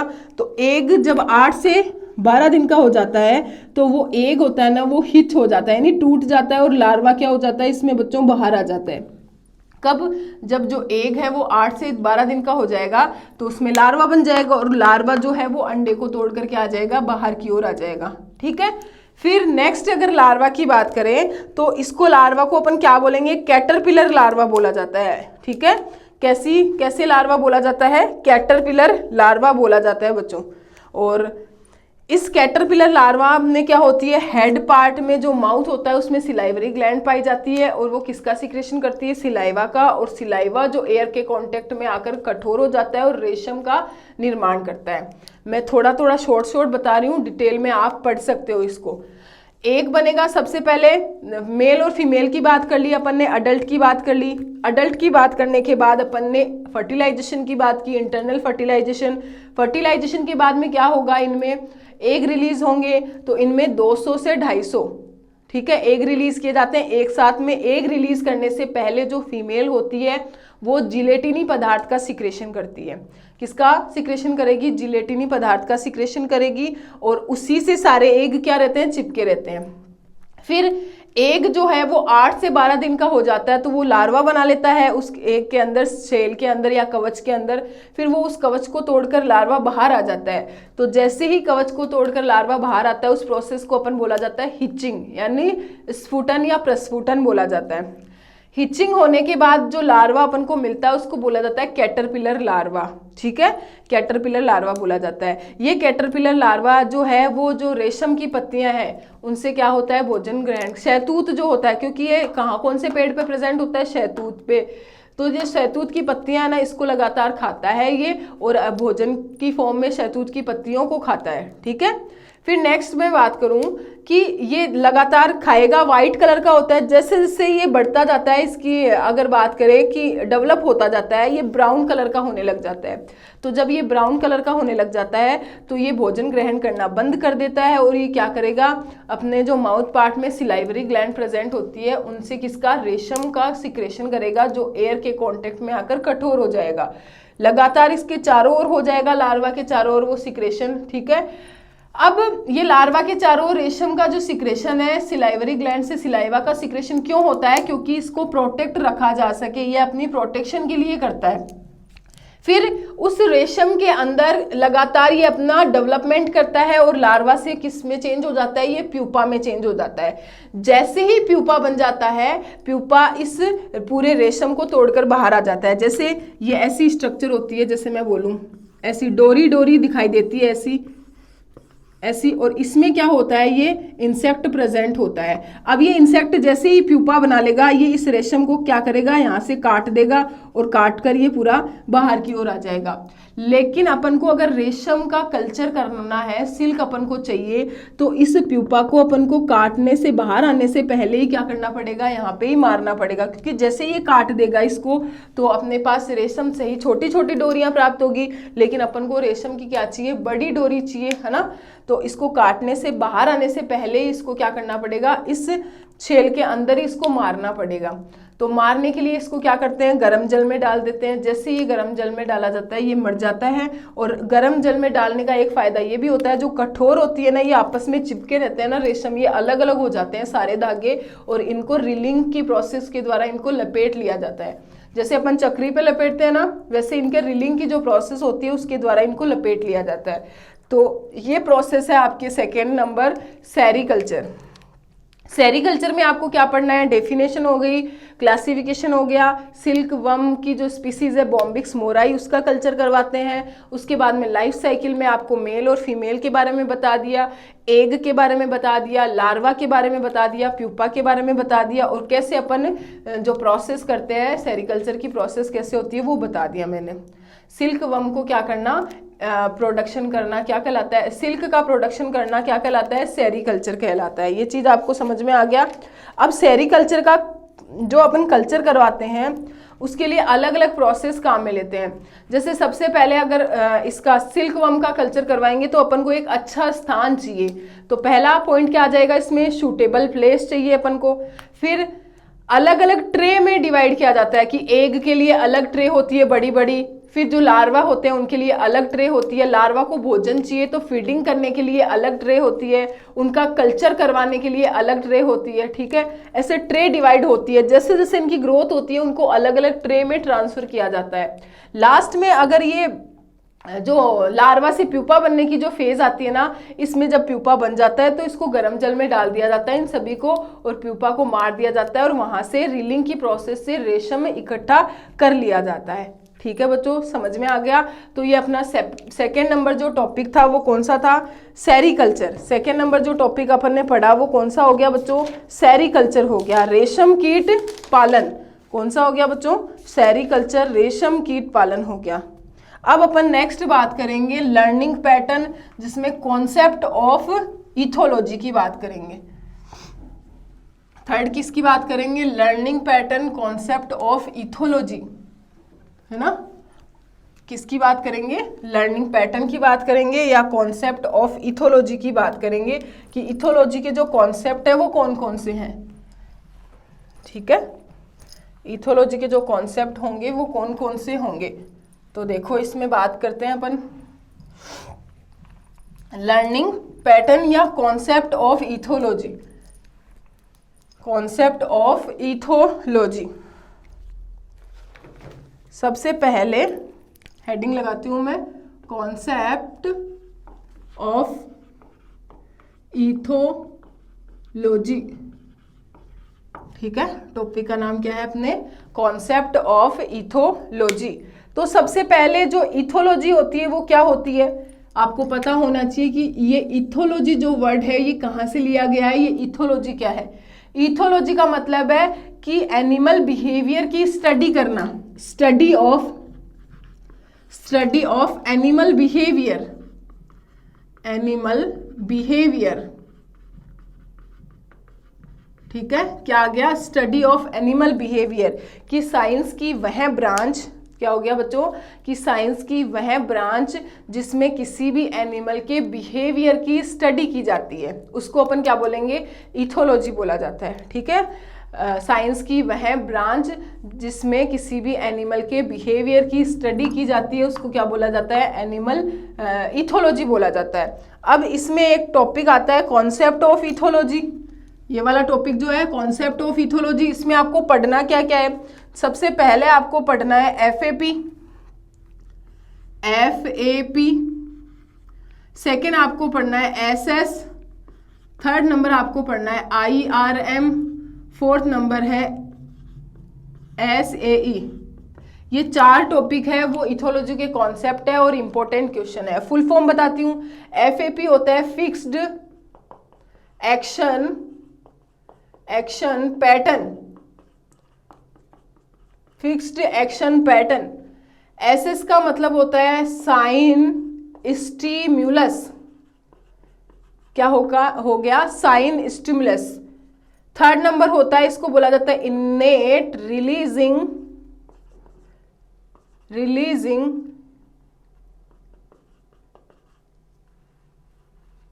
सॉरी एक सेकेंड।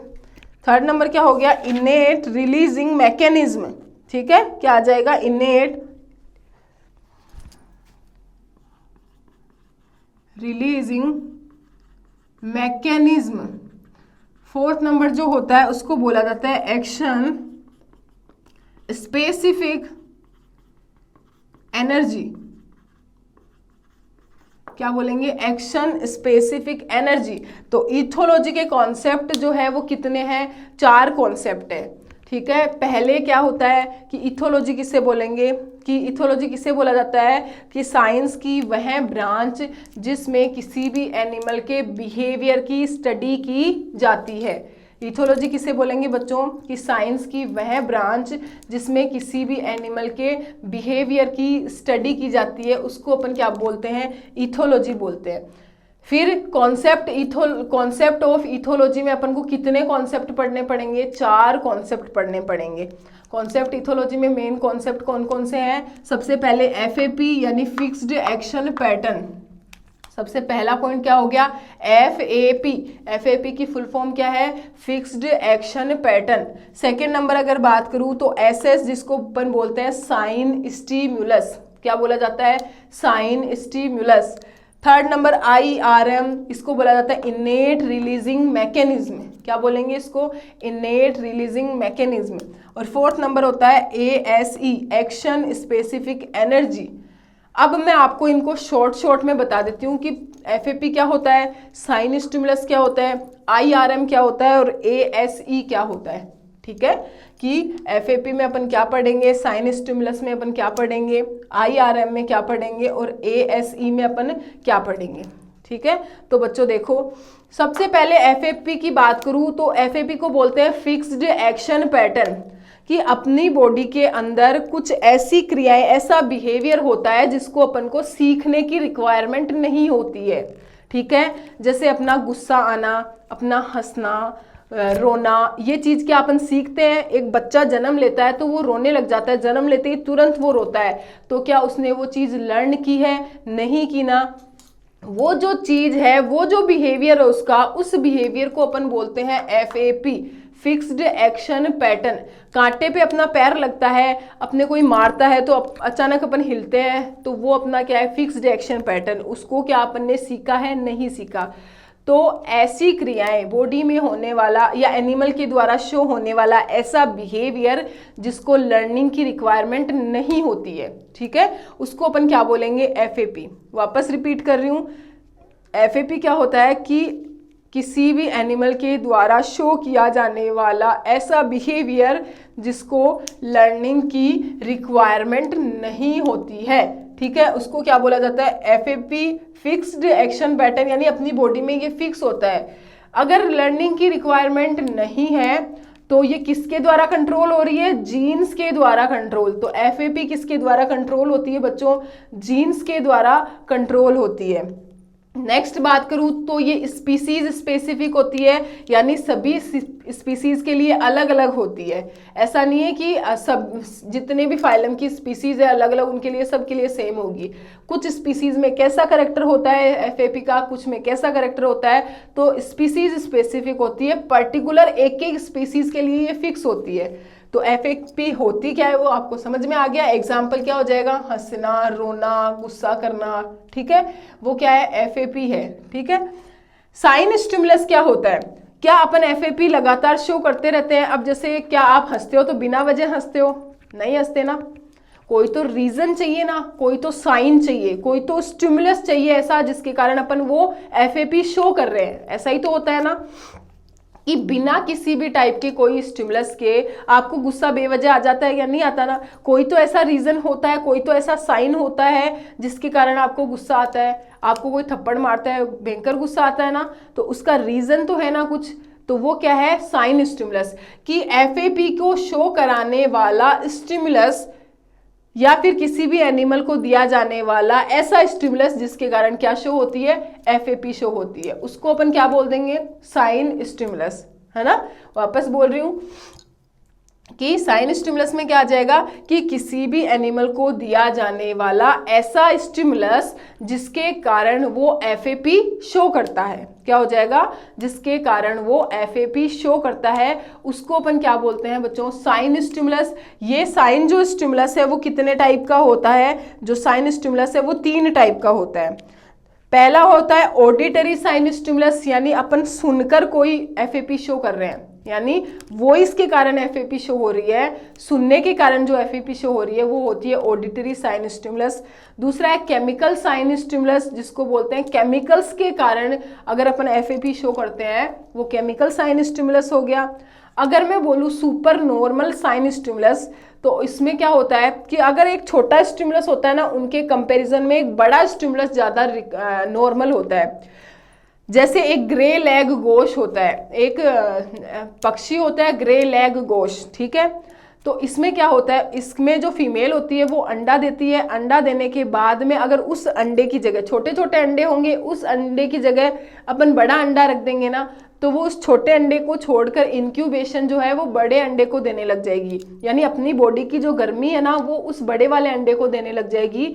गर्मी देने का मतलब उसमें जो डेवलप हो रहा है ना एम्ब्रियो, उसको क्या करना, और ज़्यादा डेवलप कराना, हीट के कारण ही डेवलप होता है। तो ऐसा ही होता है कि अगर एक छोटे साइन स्टिमुलस की बजाय कितना बड़ा साइन स्टिमुलस दिया जाए तो वो ज़्यादा क्या होता है, एक्टिव होता है। इसको अपन क्या बोल देंगे, सुपर नॉर्मल साइन स्टिमुलस।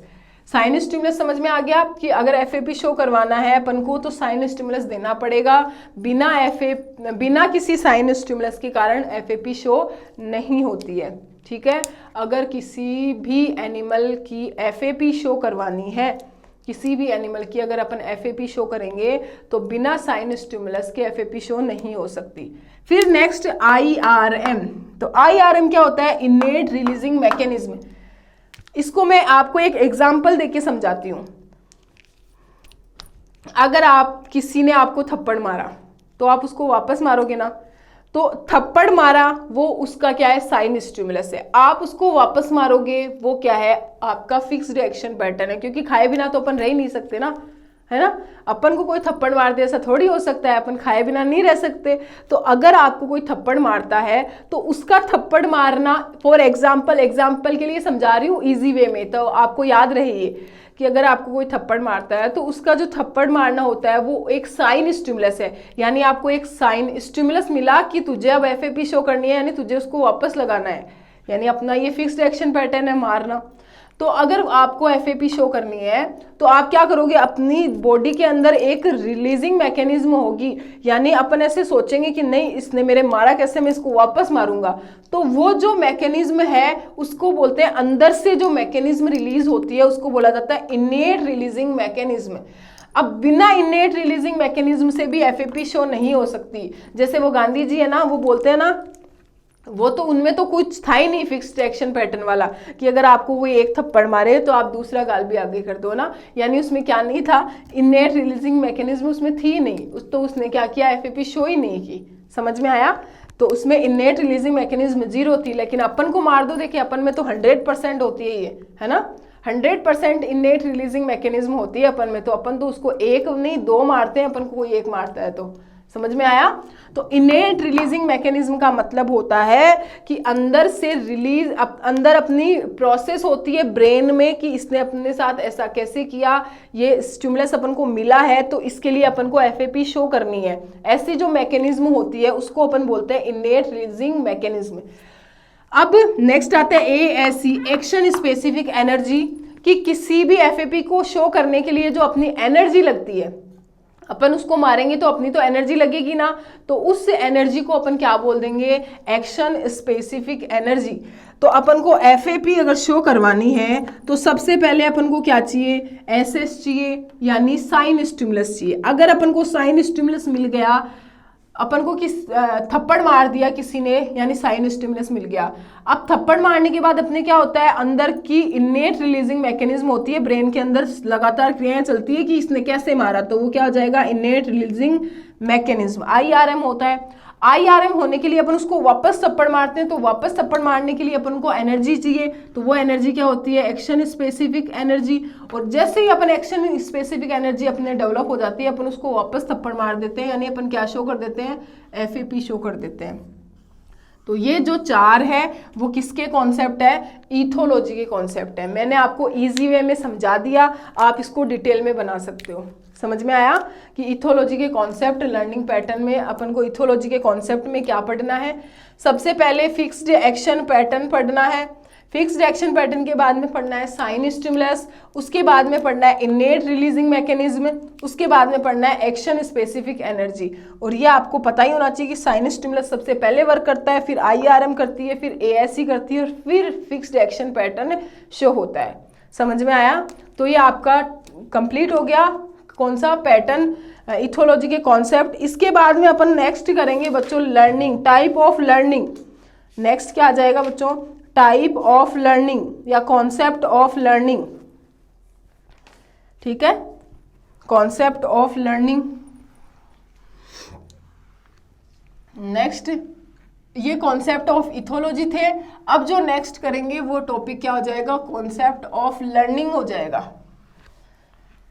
तो कॉन्सेप्ट ऑफ लर्निंग में मैं आपको बता दूंगी कि कौन कौन सी जो लर्निंग है वो इम्पोर्टेंट है, और उनकी डेफिनेशन बता दूंगी कि ये जो लर्निंग है इसमें ये पढ़ना है और इसमें ये पढ़ना है। कौन सी आपकी एक्वायर्ड होती है, कौन सी इनेट होती है, कौन सी फ्लेक्सिबल होती है, और कौन सी क्या होती है, नॉन फ्लेक्सिबल होती है। तो नेक्स्ट अपन कौन सा पढ़ेंगे, नेक्स्ट जो पढ़ेंगे टॉपिक वो कौन सा आएगा बच्चों, कॉन्सेप्ट ऑफ लर्निंग। टॉपिक का नाम क्या है, कॉन्सेप्ट ऑफ लर्निंग। तो अपन नेक्स्ट किसकी बात करेंगे, नेक्स्ट बात करेंगे अपन कॉन्सेप्ट ऑफ लर्निंग। टॉपिक कौन सा आएगा बच्चों अपना,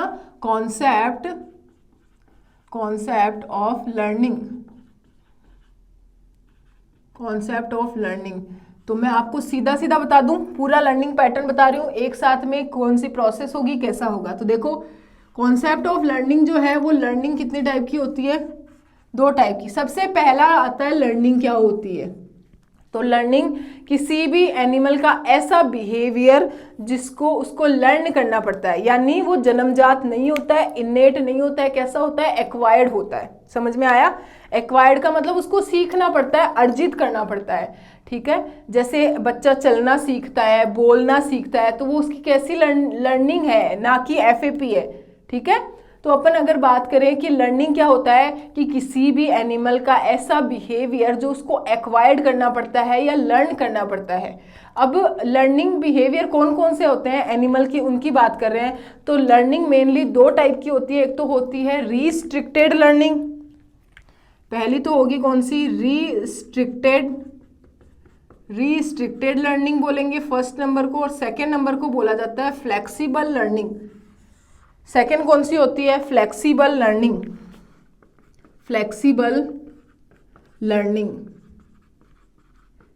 कौन कौन सी हो गई, एक तो रिस्ट्रिक्टेड लर्निंग हो गई, और सेकंड नंबर कौन सी हो गई, फ्लेक्सिबल लर्निंग हो गई। 2 टाइप की लर्निंग होती है ना, रिस्ट्रिक्टेड और फ्लेक्सिबल।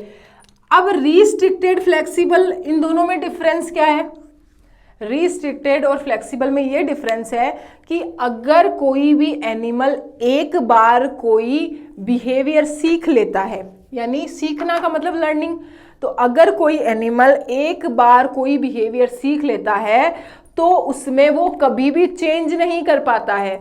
जैसे एक बच्चा जब जन्म लेता है तो उसको धीरे धीरे पता चलता है ये मेरी माँ है। तो क्या आप अपने इस, आपको पता है कि आपकी मम्मी कौन है, आपके पापा कौन है, आपके दादा कौन है, तो क्या आपने वो सीखा है, उस चीज़ को आप चेंज कर सकते हो? क्या मम्मी किसी और को बोल सकते हो, पापा किसी और को बोल सकते हो? बोलने नहीं, मान नहीं सकते ना, आप उस चीज़ को नहीं मान सकते ना। तो ऐसी होती है रिस्ट्रिक्टेड, यानी अपन रिस्ट्रिक्ट हो गए कि अपन ने एक बार कोई चीज़ सीख ली, इसका मतलब वो फिक्स है, अपन उसमें दोबारा चेंज नहीं कर सकते। तो ऐसी लर्निंग जो होती है उसको बोलते हैं अपन रिस्ट्रिक्टेड लर्निंग। समझ में आया कि कोई भी एनिमल का ऐसा बिहेवियर जो एक बार सीखने के बाद उसमें दोबारा चेंज नहीं कर पाता है, इसमें आता है कि एनिमल का ऐसा बिहेवियर, एनिमल का ऐसा बिहेवियर जिसको लर्न करने के बाद उसमें दोबारा चेंज नहीं किया जा सकता, चेंज नहीं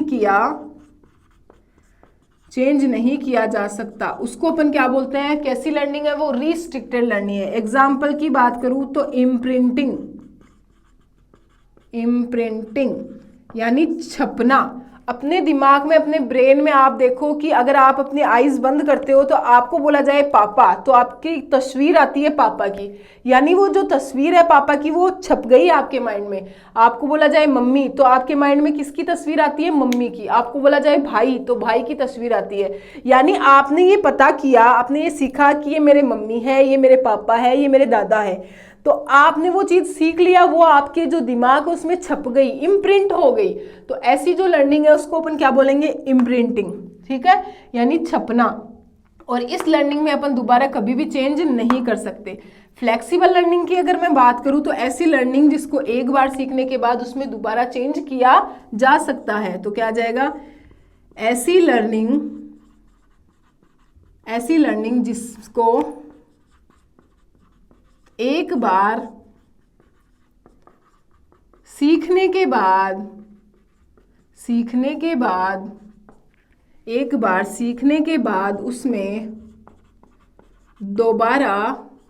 दोबारा चेंज किया जा सकता है। ठीक है, ऐसी लर्निंग जिसको एक बार सीखने के बाद उसमें दोबारा चेंज किया जा सकता है, वो कैसी लर्निंग होती है, फ्लेक्सिबल। अब मैं फ्लेक्सिबल लर्निंग की बात करूँ एग्जांपल, तो सबसे पहला होता है हैबिचुएशन यानी आदत। अपन एक बार 5 बजे उठते हैं, 2 दिन उठते हैं, 3 दिन उठते हैं, आदत है, अपनी हैबिट है कि अपन, ऐसा थोड़ी है कि हमेशा ही एक बार अपन ने सीख ली तो अपन को फिक्स है कि 5 बजे उठना है, नहीं होता ना। हैबिचुएशन है, अपनी आदत है, उसको अपन चेंज कर सकते हैं। अपन ने एक आदत सीखी है कि अपन कोई काम करना सीखा अपन ने, तो अपन उस आदत को चेंज कर सकते हैं। ठीक है, उसको बोला जाता है हैबिचुएशन, यानी अपनी आदत में लगातार चेंज करना। ये भी एक लर्निंग पैटर्न है बच्चों कि हैबिचुएशन भी क्या है, एक लर्निंग पैटर्न है। ठीक है, इसमें चेंज किया जा सकता है। जैसे एग्जाम्पल बताऊं कि आप देखते हो कि एक तालाब है। ये एग्जाम्पल जो मैं आपको बोल रही हूँ ना, वो एग्जाम्पल में एग्जाम में आप लिख के आ सकते हो बच्चों। ठीक है, ये जो एग्जाम्पल मैं आपको बता रही हूँ वो एग्जाम में आप लिख के आ सकते हो। जैसे कि एक तालाब होता है, उस तालाब में मछलियाँ होती है, तो अगर अपन उस तालाब के पास में जाते हैं तो अपनी परछाई देख के वो मछलियाँ डरती है ना। 1 दिन डरेगी, वो 2 दिन डरेगी, 3 दिन डरेगी, लगातार आप जाओगे ना तो उसको उस चीज़ की आदत हो जाएगी और वो डरना बंद कर देगी और वहीं पे रहेगी। डर के वो अंदर नहीं जाएगी, ऊपर ही सतह पे तैरती रहेगी। तो यानी जो मछली है उसने ये अपनी आदत बना ली कि ये परछाई तो अपन को ऐसे ही दिखेगी डेली, तो उसने इस चीज़ को क्या बना लिया, अपनी आदत बना ली। ठीक है, सेकेंड अगर मैं बात करूँ हैबिचुएशन के बाद में, तो आती है trial and error. Trial and error learning. Trial and error learning, trial and error का मतलब बार बार में गलतियां करना, ट्राई करना। लगातार अपन क्या करते हैं, बार बार में ट्राई करते हैं, गलतियां करते हैं। तो अपन ऐसे थोड़ी है वो चीज़ अपन चेंज कर देते हैं, नहीं करते ना। इसका एग्जाम्पल जो है कि एक साइंटिस्ट था जिसने एक टेबल का यूज़ किया, ठीक है, एक मेज का यूज़ किया। उस मेज पे एक चूहे को छोड़ दिया, उसमें एक साइड पानी था और दूसरी साइड क्या था, जगह बनाई हुई थी। उसने बार बार में ट्राई किया, ट्राई करने पर जैसे मेज बॉक्स काम में लेते हैं ना, वो मेज बॉक्स काम में लिया। यानी सीधा सा अगर सिंपल सा बताऊं तो ट्रायल एंड एरर लर्निंग में क्या है कि बार बार में अपन गलतियां करके, बार बार में अपन किसी का ट्राई करते हैं तो उस चीज़ को अपन सीखते हैं ना। ट्रायल एंड एरर में क्या है कि बार बार में अपन क्या करते हैं, ट्राई करते हैं, सीखते हैं। इसका जो एक्सपेरिमेंट किया था ट्रायल एंड एरर लर्निंग का, वो स्किनर ने किया था, एक कबूतर पे किया था स्किनर ने। उसने एक कबूतर को क्या रखा, एक बॉक्स में रखा। उस बॉक्स में उसने नाम क्या दिया, स्किनर बॉक्स ही। उस बॉक्स में 4-5 बटन रखे, 4-5 बटन लगा दिए। तो अगर ना कबूतर को प्यास लगती है तो उसको एक पर्टिकुलर बटन पे टैप करना रहता है, तो वो लगातार बटन दबाता रहता है, लगातार ऐसे। जब उसको भूख लगती है, प्यास लगती है, तो वो बटन दबाता रहता है, कुछ फर्क नहीं पड़ता। लेकिन अचानक उसका वो बटन दब जाता है जिससे उसको पानी और भोजन मिल जाता है, और वापस वो लगातार इस चीज को ट्राई करता है, गलतियां करता है, ट्राई करता है। लेकिन कोई ना कोई टाइम ऐसा आता है कि उसको पर्टिकुलर ये पता चल जाता है कि इस बटन को दबाने पर ही मुझे भोजन और पानी मिलेगा। तो उसको क्या बोलते हैं, गलतियां करके उसने क्या किया, सीखा है, बार बार में ट्राई किया है। ट्रायल एंड एरर मेथड हो गया। थर्ड नंबर की अगर मैं बात करूं बच्चों, तो इसमें होता है क्लासिकल कंडीशनिंग।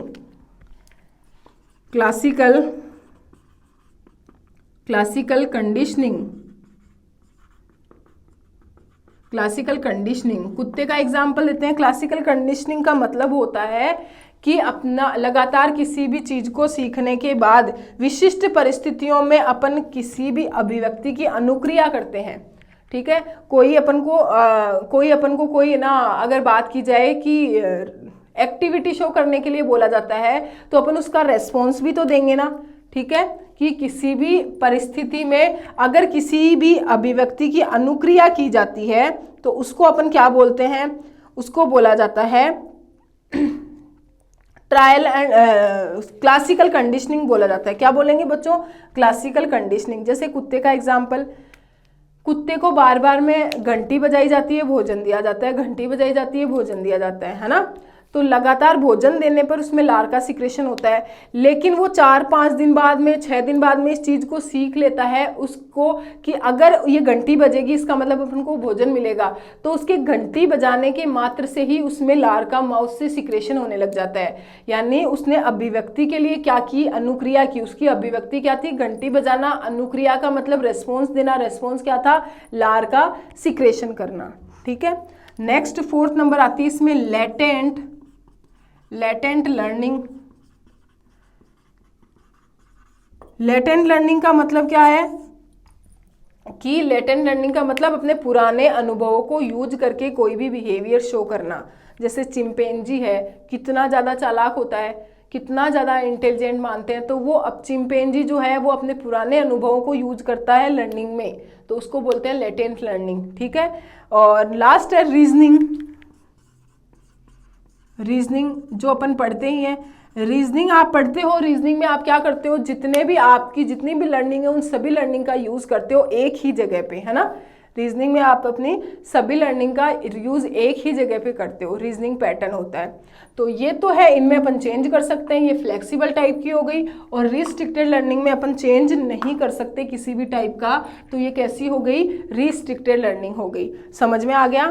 तो ये आपके लर्निंग पैटर्न है, इनको डिटेल में आप पढ़ लेना, एग्जाम में कंपल्सरी कन्फर्म क्वेश्चन आएगा। इन कितनी लर्निंग से, 6 लर्निंग मैंने आपको बताई है, 5 तो ये और 1 ये। इन 6 लर्निंग का कंफर्म क्वेश्चन आएगा, किसी भी लर्निंग से पूछा जा सकता है, तो इनको आप डिटेल में भी आप पढ़ सकते हो। ठीक है, मैं आपको शॉर्ट ट्रिक वाइज बता रही हूँ। इसके बाद में जो टॉपिक आता है वो आता है फेरोमोन्स का या फेरोमोन्स का।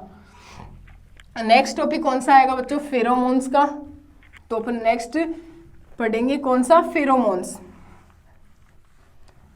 फिरोमोन्स होते क्या हैं उनके बारे में देखेंगे, और टाइप ऑफ फिरोमोन्स देखेंगे। ठीक है, फिरोमोन्स क्या होते हैं और टाइप ऑफ फिरोमोन्स देखेंगे अपन। तो देखो, फिरोमोन्स की अगर बात की जाए तो क्या होते हैं कि ऐसे रसायन जो किसी भी एनिमल के बिहेवियर को चेंज करने की कैपेसिटी रखते हैं, है ना, उनको अपन क्या बोल देंगे, फिरोमोन्स बोल देंगे बच्चों। ठीक है, ऐसे रसायन जो किसी भी एनिमल के बिहेवियर को चेंज कर सकते हैं, तो वे रासायनिक पदार्थ जो एक जंतु के द्वारा सिक्रेट किए जाते हैं तथा उसी स्पीसीज के दूसरे जंतुओं के द्वारा ग्रहण करके उनके बिहेवियर में चेंज करते हैं। फेरोमोन्स की बात करें, फेरोमोन क्या होते हैं, ऐसे। अब अगर मैं बोलूं कि फेरोमोन एक स्पीसीज स्पेसिफिक होते हैं, सबसे पहला पॉइंट क्या है, स्पीसीज स्पेसिफिक, यानी जाति विशिष्ट होते हैं। जो फेरोमोन्स होते हैं वो कैसे होते हैं, स्पीसीज स्पेसिफिक होते हैं, जाति विशिष्ट होते हैं। अब अगर मैं बात करूं स्पीसीज स्पेसिफिक का मतलब कि अगर किसी केमिकल का सिक्रेशन एक स्पीसीज कर रही है ना, तो उसी स्पीसीज का एनिमल अगर उसको ग्रहण करेगा ना तभी उसके बिहेवियर में चेंज होगा। अगर दूसरा एनिमल कोई दूसरी स्पीसीज का करता है तो उसके कोई फर्क नहीं पड़ेगा। इसलिए जो वर्ड यूज लिया जाता है वो कौन सा है, स्पीसीज स्पेसिफिक वर्ड लिया जाता है। अगर फेरोमोन की डेफिनेशन मैं बोलूं तो फेरोमोन्स क्या होते हैं कि वे केमिकल जो किसी स्पीसीज के द्वारा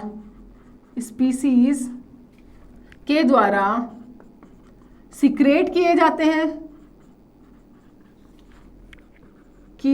हैं तथा उसी स्पीसीज के दूसरे एनिमल के द्वारा ग्रहण किए जाते हैं, तथा उसी स्पीसीज के किसी दूसरे एनिमल के द्वारा ग्रहण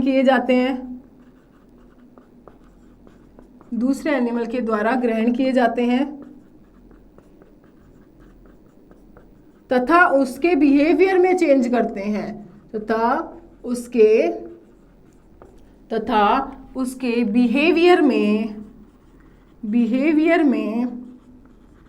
उसके बिहेवियर में चेंज करते हैं, उनको अपन क्या बोलते हैं, फेरोमोन्स बोलते हैं। ये मैंने पहले ही लिखा दिया कि जो फेरोमोन्स होते हैं वो कैसे होते हैं, जाति विशिष्ट होते हैं, स्पीसीज स्पेसिफिक टाइप के होते हैं। तो आपको समझ में आया फेरोमोन्स क्या है, कि वे केमिकल जो किसी भी स्पीसीज के द्वारा सिक्रेट किए जाते हैं और उसी स्पीसीज के दूसरे एनिमल के द्वारा ग्रहण किए जाते हैं और उस दूसरे एनिमल के बिहेवियर में क्या करते हैं, वो चेंज करते हैं, उनको अपन क्या बोलते हैं, फेरोमोन्स बोलते हैं। ठीक है, तो अब जनरल कैरेक्टर्स क्या होते हैं फेरोमोन्स के, कि कैरेक्टर की बात की जाए, किसकी बात करूं मैं, फेरोमोन के जनरल कैरेक्टर्स शॉर्ट्स में बता रही हूं। जनरल कैरेक्टर्स की बात करें तो सबसे पहला ये वाष्पशील होते हैं। वाष्पशील यानी ये इन्वायरमेंट में आसानी से फैल जाते हैं और अलग डिस्टेंस में भी ये क्या होते हैं, दूसरे एनिमल के द्वारा ग्रहण कर लिए जाते हैं। ठीक है, जैसे हनी बी होती है ना, कोई भी वर्कर हनी बी, जब उनको ऐसे खतरा दिखाई देता है ना किसी भी टाइप का, तो वो किसका सिक्रेशन करती है, केमिकल का सिक्रेशन करती है। उस केमिकल के कारण बाकी जितनी भी उसकी हनी बी होती है ना, वो उस केमिकल को ग्रहण करती है और वो वहाँ से दूर चली जाती है, जिस स्थान पे खतरा होता है उससे दूर चली जाती है। यानी एक ने सिक्रेशन किया, दूसरी ने ग्रहण किया, जिससे उसको पता चला कि यहाँ पे खतरा है, तो वो चली गई दूसरे स्थान पर, यानी उन्हें बिहेवियर शो किया। दूसरे स्थान पर जाने का मतलब उन्होंने बिहेवियर शो किया। वाष्पशील होते हैं, इन्वायरमेंट में क्या होते हैं, आसानी से फैल जाते हैं। कैरेक्टर्स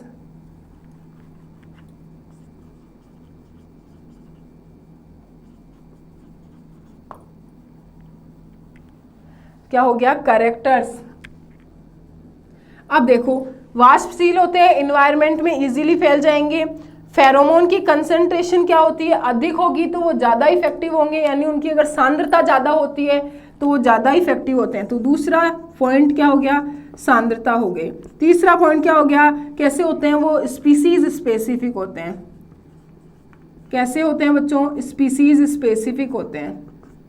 ठीक है, कि सांद्रता का ज़्यादा का मतलब अगर ज़्यादा सांद्रता होगी तो ज़्यादा इफेक्टिव होंगे, और अगर सांद्रता कम होगी तो वो कैसे होंगे, कम इफेक्टिव होंगे।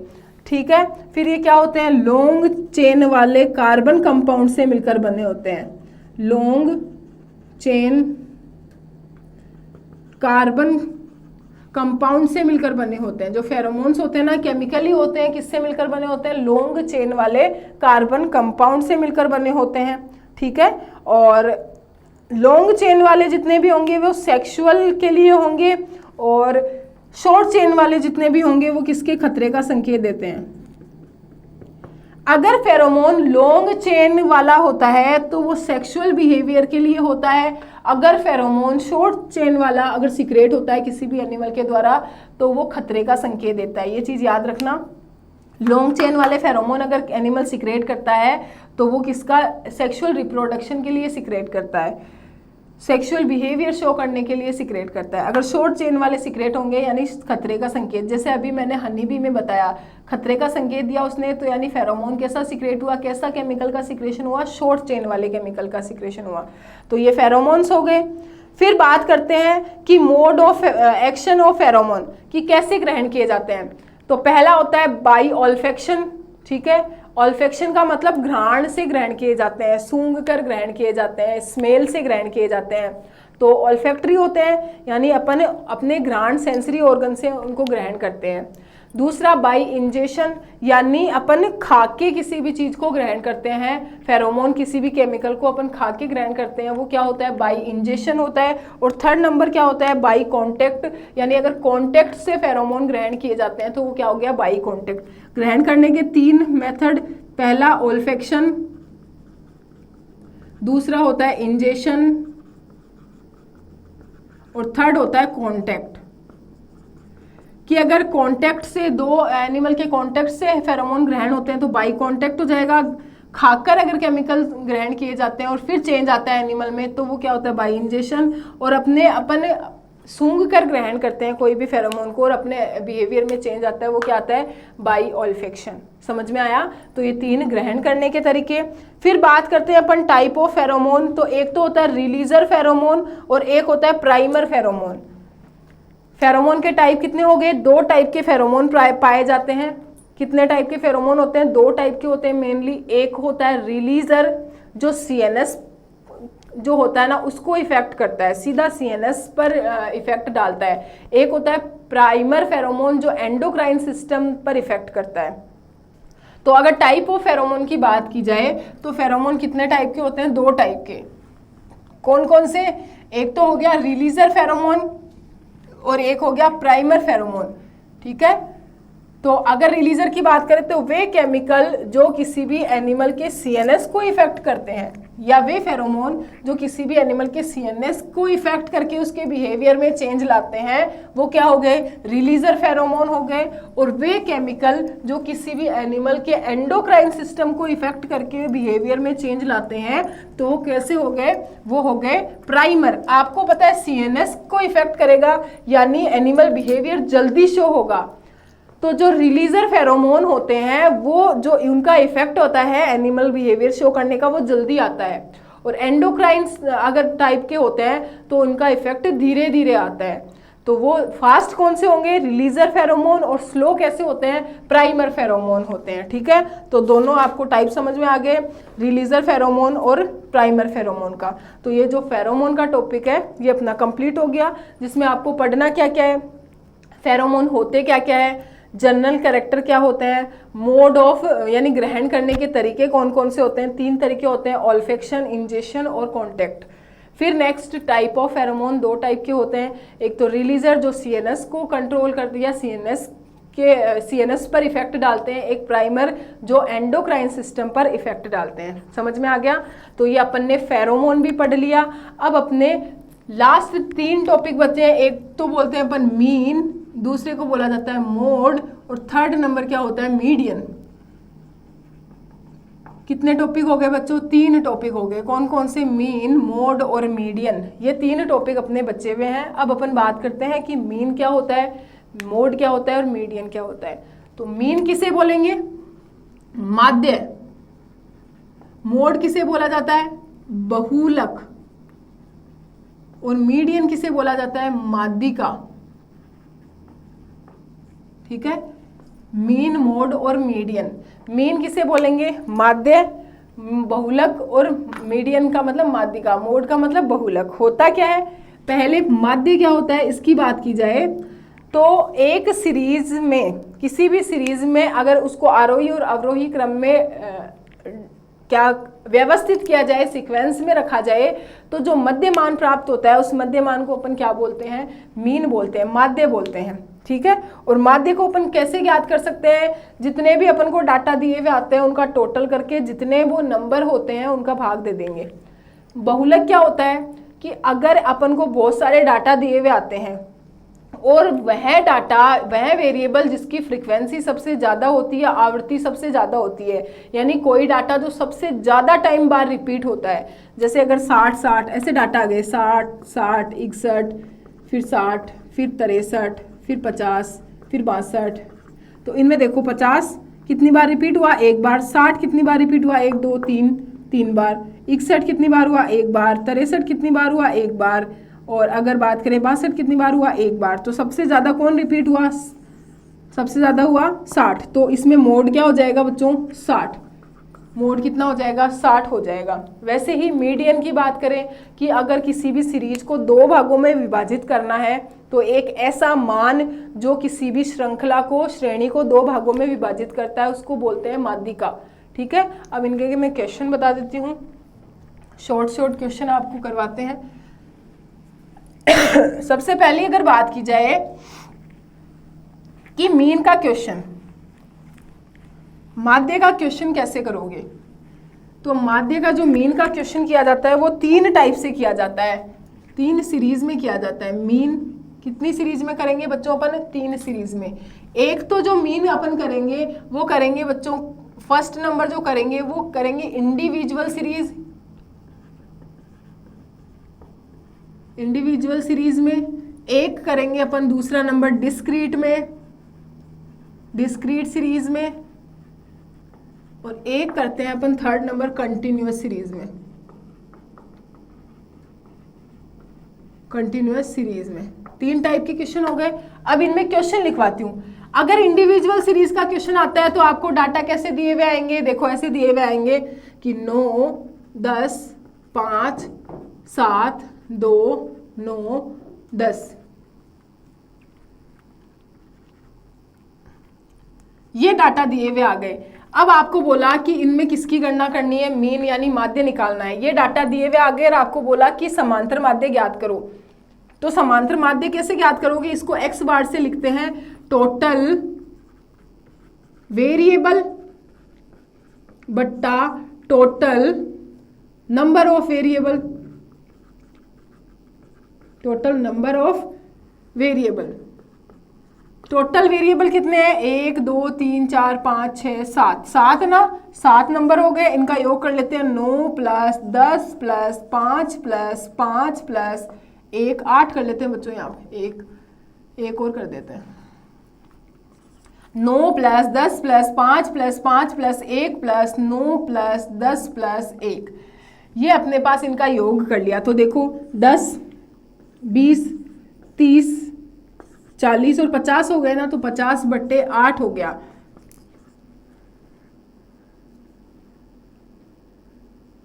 6.2। तो अपने पास जो 6.2 है वो क्या आ गया बच्चों, माध्य आ गया। कितना आ गया माध्य, 6.2 आ गया। डिस्क्रीट सीरीज में क्वेश्चन आएगा तो क्या दी हुई आएगी, फ्रीक्वेंसी दी हुई आएगी। जैसे क्वेश्चन ऐसा आएगा कि एक साइड क्या लिख दिया, एक साइड लिख दिया आपके ना ब्लड प्रेशर और दूसरी साइड लिख दिया उनके frequency, number of people, number of people ऐसा दिया हुआ आएगा, जिसमें ब्लड प्रेशर में 100 200 70 80 और 100। इनमें नंबर ऑफ पीपुल की बात करें तो इसमें 2 3 2 5 और 4 ऐसा क्वेश्चन आ गया। तो इसमें देखो, इसमें तो केवल ऐसा क्वेश्चन आया था ना, इंडिविजुअल सीरीज आई थी, एक सीरीज आपको दे दी और इसमें अलग अलग है, ब्लड प्रेशर भी दे रखा है और नंबर ऑफ पीपुल भी दे रखा है। तब आप कैसे सोल्व करोगे इस क्वेश्चन को, तब आप कैसे सोल्व करोगे बच्चों, तो इस क्वेश्चन को सोल्व करने का जो तरीका है, आप सबसे पहले क्या निकालोगे, ये x है ना और ये f है, x का मतलब डाटा है और ये उनकी फ्रीक्वेंसी है, तो f(x) को गुणा करोगे तो आप क्या निकालोगे बच्चों, सबसे पहले f और x निकालोगे। x ये है, f ये, इनको गुणा करेंगे अपन। तो देखो 100 को 2 से गुणा करेंगे कितना आएगा, 200, 200 को 300 से गुणा करेंगे कितना आएगा, 600, 70 को 2 से 140, 80 को 5 से 400 और 100 को 400, ये आ गए। अब इन f(x) का योग कर लेंगे अपन तो कितना आएगा, देखो 200 600 कितने हो गए, 800 हो गए ना, 800 फिर ये 900 1000 1200 हो गए, 13 14 15 1600 1740, 1700 कितने हो गए 40। ये तो अपने पास क्या आ गया एफ। फॉर्मूला क्या लगेगा, एक्स बार बराबर total F x upon total F, ये फॉर्मूला लगेगा इसमें। इस बार अगर ऐसी सीरीज आती है तो ये वाला फॉर्मूला लगेगा, और अगर इंडिविजुअल सीरीज आती है तो ये वाला फॉर्मूला लगेगा। फॉर्मूले ही याद रखने हैं आपको कि कौन कौन से फॉर्मूले लगेंगे। तो देखो टोटल एफ एक्स कितना है अपने पास 1740, एफ कितना है, एफ यही तो है, तो 3 4 5 6 7 8 9 10 11, 11 और 5 कितने 16, ये हो गए। अब इसमें भाग लगा देंगे 1, फिर 0, फिर 8, 10.8 आ गया। तो इस बार x बार कितना आ जाएगा अपने पास 10.8 आ जाएगा। तो ये कौन सी सीरीज हो गई, डिस्क्रीट सीरीज। डिस्क्रीट सीरीज में फ्रीक्वेंसी दी हुई आती है बच्चों, लेकिन जो इंडिविजुअल सीरीज होती है, कोई भी इंडिविजुअल सीरीज दी हुई आए तो उसमें फ्रीक्वेंसी नहीं दी हुई आएगी, केवल डाटा दिए हुए आएंगे, है ना। कि डिस्क्रीट सीरीज है उसमें फ्रीक्वेंसी दी हुई आएगी, और इंडिविजुअल सीरीज कोई भी एग्जाम में आती है तो उनमें केवल क्या दिए हुए आएंगे बच्चों, डाटा दिए हुए आएंगे। ये चीज आपको समझ में आई। लास्ट बात करते हैं अपन किसकी, कंटिन्यूअस सीरीज की। किसकी बात करेंगे, कंटिन्यूअस की। अगर आपका क्वेश्चन कैसा आए, क्वेश्चन की तो बात कर रहे हैं ना सीधे, तो देखो कंटिन्यूअस सीरीज की अगर बात की जाए तो क्या होगा, कंटिन्यूअस सीरीज की बात करें अपन बच्चों तो देखना, अगर अपने पास डाटा ऐसे दिए हुए हैं,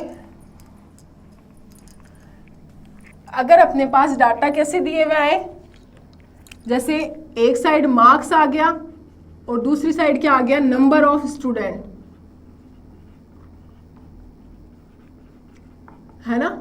ऐसे डाटा दिए हुए आए, मार्क्स में 0 से 10, 10 से 20, 20 से 30, 30 से 40 और 40 से 50। इनमें कितने स्टूडेंट 10, इसमें 20, इसमें कितने हो जाएंगे, इसमें हो जाएंगे 10, इसमें वापस 5 और इसमें कितने हो जाएंगे 10। ये क्वेश्चन दिया हुआ है आपके कंटिन्यूअस सीरीज में। आपको पता है कंटिन्यूअस सीरीज दी हुई है, यानी 0 से 10, 10 से 20 ऐसी आती है। ये सीरीज कैसी होती है, कंटिन्यूअस आती है, ठीक है। तो ये सीरीज दी हुई है, आपको बोला है कि क्या निकालना है, मीन यानी समांतर माध्य निकालना है। तो आप कैसे निकालोगे, तो मीन निकालने के लिए एक तो होता है बच्चों डायरेक्ट मेथड। कितने मेथड होते हैं, एक तो होता है डायरेक्ट मेथड मीन निकालने का, एक होता है दूसरा, सेकेंड नंबर अगर मैं बात करूं तो शॉर्टकट मेथड, और एक होता है थर्ड नंबर स्टेप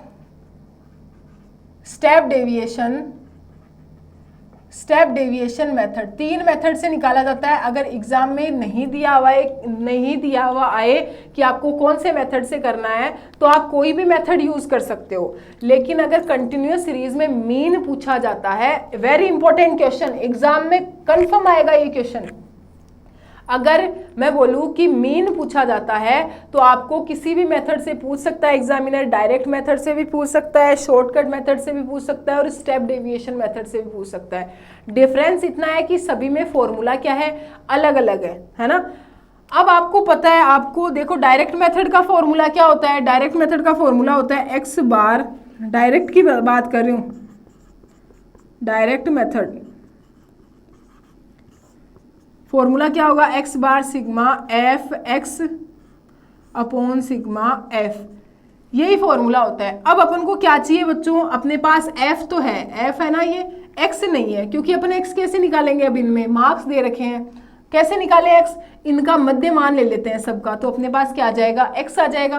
तो देखो इस क्वेश्चन में हम एक्स निकाल लेते हैं, तो 0 से 10 है, तो 0 से 10 का मध्य मान कितना होता है 5, 10 से 20 है, इनका मध्यमान कितना हो गया 15, 20 से 30 है, इनका मध्यमान 25, 30 से 40 इनका कितना हो गया 35 और 40 से 50 इनका कितना हो गया 45। अपने पास मध्यमान आ गए, x आ गया अपन को, ये इसका मतलब होता है बच्चों टोटल, ये जो साइन होता है ना ये वाला, इसका मतलब है तो टोटल। x आ गया, f है अपने पास तो fx को गुणा कर देंगे, तो अपन क्या निकाल लेंगे यहाँ पे fx निकाल लेंगे।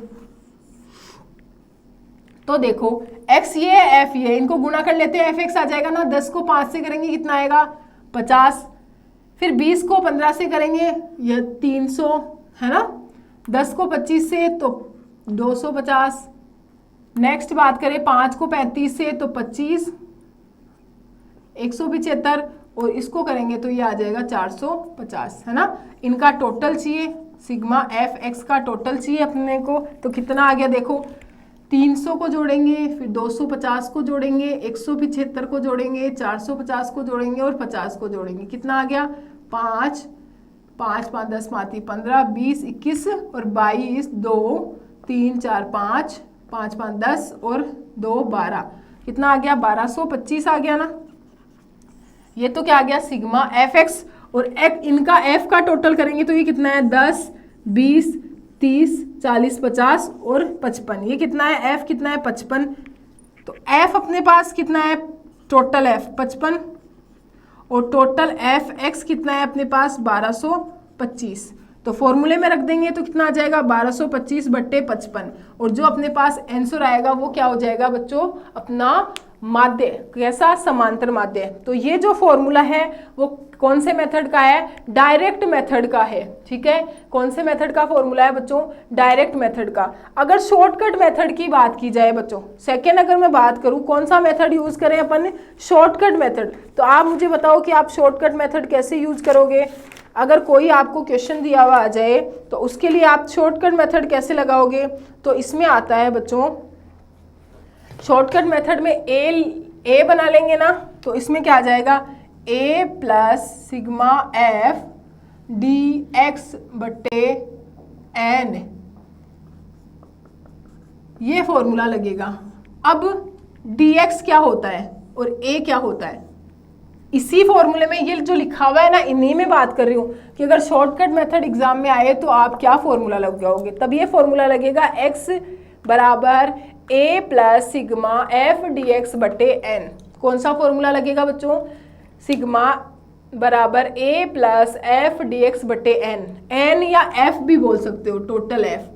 तो अब dx क्या है अपने पास, a क्या है, a का मतलब होता है बच्चों अज्यूम्ड मान, यानी अपन कोई भी मीन मान सकते हैं, कोई भी माध्य मान सकते हैं। तो ये जो सीरीज है इसमें मैं माध्य क्या मान लूँ, मैं मान लूँ x निकाल लिया मैंने, इस x में ये 25 माध्य है, जो x वाले निकालेंगे ना मध्य मान निकालेंगे ना, उसी से अपन अज्यूम्ड मान निकालेंगे, जितना भी अपन मध्य मान लेंगे ना उसी में x लेंगे, तो a लेंगे, तो a मान लो अपने पास 25 आ गया, कोई भी मान सकते हो, मैंने मान लिया कितना आ गया 25 आ गया, क्योंकि मध्य मान लेना है, 2 इधर छोड़ दिए 2 इधर छोड़ दिए, बीच की वैल्यू आ गई 25। अब ये dx क्या है, तो dx क्या होता है बच्चों, dx होता है x माइनस a, dx क्या होगा x माइनस a। तो अगर इधर मैं x माइनस a निकालूं, इसमें इसी में ही बता रही हूँ क्वेश्चन में, तो dx का मतलब x माइनस a,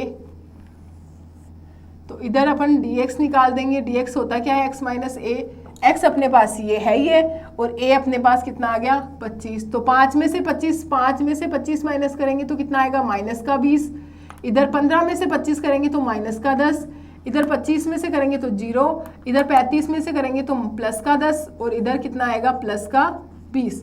ये अपने पास क्या आ गया dx, इसको गुणा कर लेंगे अपन f से, क्योंकि अपन को क्या चाहिए f dx चाहिए, फिर f dx आ गया, उनका टोटल कर लेंगे, a है अपने पास, टोटल f dx है, और n f यानी ये वाली फ्रीक्वेंसी है कितनी है अपने पास 55 है। तो ये दूसरा फॉर्मूला हो गया कौन से मेथड का, शॉर्टकट मेथड वाला। कौन सा फॉर्मूला हो गया बच्चा, शॉर्टकट मेथड वाला फॉर्मूला हो गया। सबसे इंपॉर्टेंट होता है स्टेप डेविएशन मेथड, मीन का जो इंपॉर्टेंट क्वेश्चन आता है वो कौन सा मेथड का आता है, स्टेप डेविएशन मेथड। कौन से मेथड से करना पड़ेगा अपन को, नेक्स्ट बात करूं तो कौन सा मेथड, स्टेप डेविएशन मेथड, इसकी बात करते हैं। देखो स्टेप डेविएशन में फॉर्मूला क्या लगेगा, एफ डी डैश, एक्स की जगह क्या आ जाएगा एफ डी डैश बट्टा एन और एफ। अब वही डी डैश क्या है, डी डैश है डी बटा 10। अब ये डी क्या है, डी वही बात x माइनस ए, ये क्या है डी है, x माइनस ए क्या हो गया डी, और डी में भाग लगाना है 10 का, तो वो क्या हो गया डी डैश हो गया। तो ये अपने पास सारी वैल्यू अपन फॉर्मूले में रख देंगे, ए एस पहले की तरह ही निकालना है और ये सारी अपन को प्रोसेस करनी है जैसे पहले की थी। ठीक है, आपको मैं ज़्यादा डिटेल आपको नहीं बता रही हूँ, शॉर्ट ट्रिक वाइज बता रही हूँ आपको। आप जितने ज़्यादा क्वेश्चन सॉल्व करोगे उतना इजी रहेगा। मैंने आपको पेपर पैटर्न बताया है पूरा और क्वेश्चंस बताए हैं। मैंने जो क्वेश्चन बताए हैं, जो मैंने 8 क्वेश्चन बताए हैं आज, वो 8 क्वेश्चन ही अगर आप तैयार करके जाते हो एग्जाम में, वापस रिपीट कर रही हूँ बच्चों कि जो मैंने आज आपको टोटल 8 क्वेश्चन बताए हैं, अगर वो टोटल 8 क्वेश्चन आप एग्जाम में तैयार करके जाते हो, इसका मतलब आपने कम से कम 5 क्वेश्चन अच्छे से तैयार कर लिए। मैं इस चीज़ की बच्चों में आपको कंफर्म बोलती हूँ कि जो मैंने 8 क्वेश्चन आपको आज बताए हैं, उन 8 क्वेश्चन में से आपके एग्जाम में कंफर्म है कि 4 क्वेश्चन आएंगे, कंफर्म। और आपको पेपर में से करने कितने हैं? केवल 3 ही क्वेश्चन करने हैं। तो अगर आपको स्मार्ट स्टडी करनी है, क्योंकि स्टूडेंट गलती यही करता है कि लास्ट में सब कुछ पढ़ने लग जाता है, अगर स्मार्ट स्टडी करनी है तो केवल आप ये 8 क्वेश्चन पढ़ के जाए। इन 8 क्वेश्चन में से पेपर में आपका एक भी क्वेश्चन नहीं छूटेगा, ये मेरी गारंटी है आपकी कि अगर जो पेपर आता है, पैटर्न आता है, पैटर्न के अकॉर्डिंग आप करोगे तो आप एक भी क्वेश्चन नहीं छोड़ के आओगे इन 8 क्वेश्चन में से। वैसे ही मोड मैंने आपको बताया कि मोड आप कैसे निकाल दोगे कि बहुलक है तो फ्रीक्वेंसी दी हुई आएगी, तो उसका भी फॉर्मूला है, तो फॉर्मूले के अकॉर्डिंग आप सोल्व करना। और मीडियन है उसमें भी फॉर्मूले हैं, सारे फॉर्मूले हैं। अगर आप घर पे आप प्रैक्टिस करोगे ना कि आप अपनी बुक ले हो, क्वेश्चन उठाओ कि मोड का क्वेश्चन कैसे करना है, मीन का क्वेश्चन कैसे करना है, मीडियन का क्वेश्चन कैसे करना है, कम से कम 5 से 10 क्वेश्चन आप अटेम्प्ट करो, सोल्व करो। 5 से 10 क्वेश्चन आप सोल्व करोगे तो हो जाएगा। और ये जो मीन, मोड और मीडियन का जो क्वेश्चन है वो आपकी स्कोर करने वाला है। अगर आप ये करके आते हो तो आपके पूरे में से पूरे नंबर आएंगे। थ्योरी ऐसा होता है कि एग्जामिनर थ्योरी को इजी वे में ले लेता है और उसके पूरे मार्क्स नहीं देता है, लेकिन अगर आपके ये मैथमेटिकल क्वेश्चन होते हैं, इनमें से आपके पूरे में से पूरे नंबर आते हैं बच्चों। तो मेरा बोलना यही है कि आप जो ज़्यादा प्रैक्टिस करो, वो बायोस्टैटिक्स वाले क्वेश्चन है ना, मीन, मोड और मीडियन, इनकी ज़्यादा से ज़्यादा आप प्रैक्टिस करो। जितनी ज़्यादा आप प्रैक्टिस करोगे ना, उतना ही आपका सिलेबस तैयार होगा, है ना। अब आपके पास टाइम भी कम से कम 5 दिन बचे होंगे ज़्यादा से ज़्यादा, तो 5 दिन में ये आप 8 क्वेश्चन ही तैयार करो, ठीक है। और इन 8 क्वेश्चन में से आपको 2 से 3 क्वेश्चन मिल जाएंगे, ठीक है बच्चों। अब यही नहीं है कि आज आपके पास ये लेक्चर आया है पूरा, जिसमें मैंने आपको बीएससी 3rd ईयर की पेपर नंबर 3 कंप्लीट आपको करवाया है, जिसमें आपके जो इम्पोर्टेंट क्वेश्चन है वो मैंने आपको बता दिए। बच्चों ये इम्पोर्टेंट ही नहीं है, आपको इस चैनल पे BSc 1st year, 2nd year, 3rd year के जूलॉजी, बॉटनी, केमिस्ट्री यानी सीबीजेड के, और सेकंड अगर मैं बात करूँ पीसीएम के, सारे लेक्चर मिल जाएंगे आपको। ऐसा नहीं है कि कोई टॉपिक छूटा जाएगा, सारे जो लेक्चर है सभी यूनिवर्सिटी के वो एक साथ आपको इसी चैनल पे आई स्टडी जो चैनल है उसमें मिलेंगे। तो मैं आपको ये बोल रही हूँ कि आप इस चैनल को सब्सक्राइब करो, जितने भी वीडियो है उनको लाइक करो, और जो बेल आइकन है वो भी आप दबा दो, ताकि आपको पता रहे कि नेक्स्ट वीडियो जो है वो कब आएगा, उसका आपके पास ऑलरेडी नोटिफिकेशन आपको मिल जाए। और ये जो वीडियो है आप अपने दोस्तों के साथ भी शेयर करो, तो ताकि इस वीडियो का जो प्रॉफिट है वो आपके दोस्तों को भी मिल सके, ठीक है बच्चों। तो अब जब नेक्स्ट क्लास होगी उसमें अपन बीएससी 3rd ईयर का ही दूसरा पेपर लेके आएंगे, जिसमें अपन टोटल सिलेबस करेंगे, इंपॉर्टेंट क्वेश्चन 8 इंपॉर्टेंट क्वेश्चन उसी से भी उठाएंगे, और वो क्वेश्चन भी मैं आपको समझाऊंगी, ठीक है। आज के लिए अपन बच्चों इतना ही पढ़ेंगे, अपन मिलते हैं नेक्स्ट क्लास में। Thank you.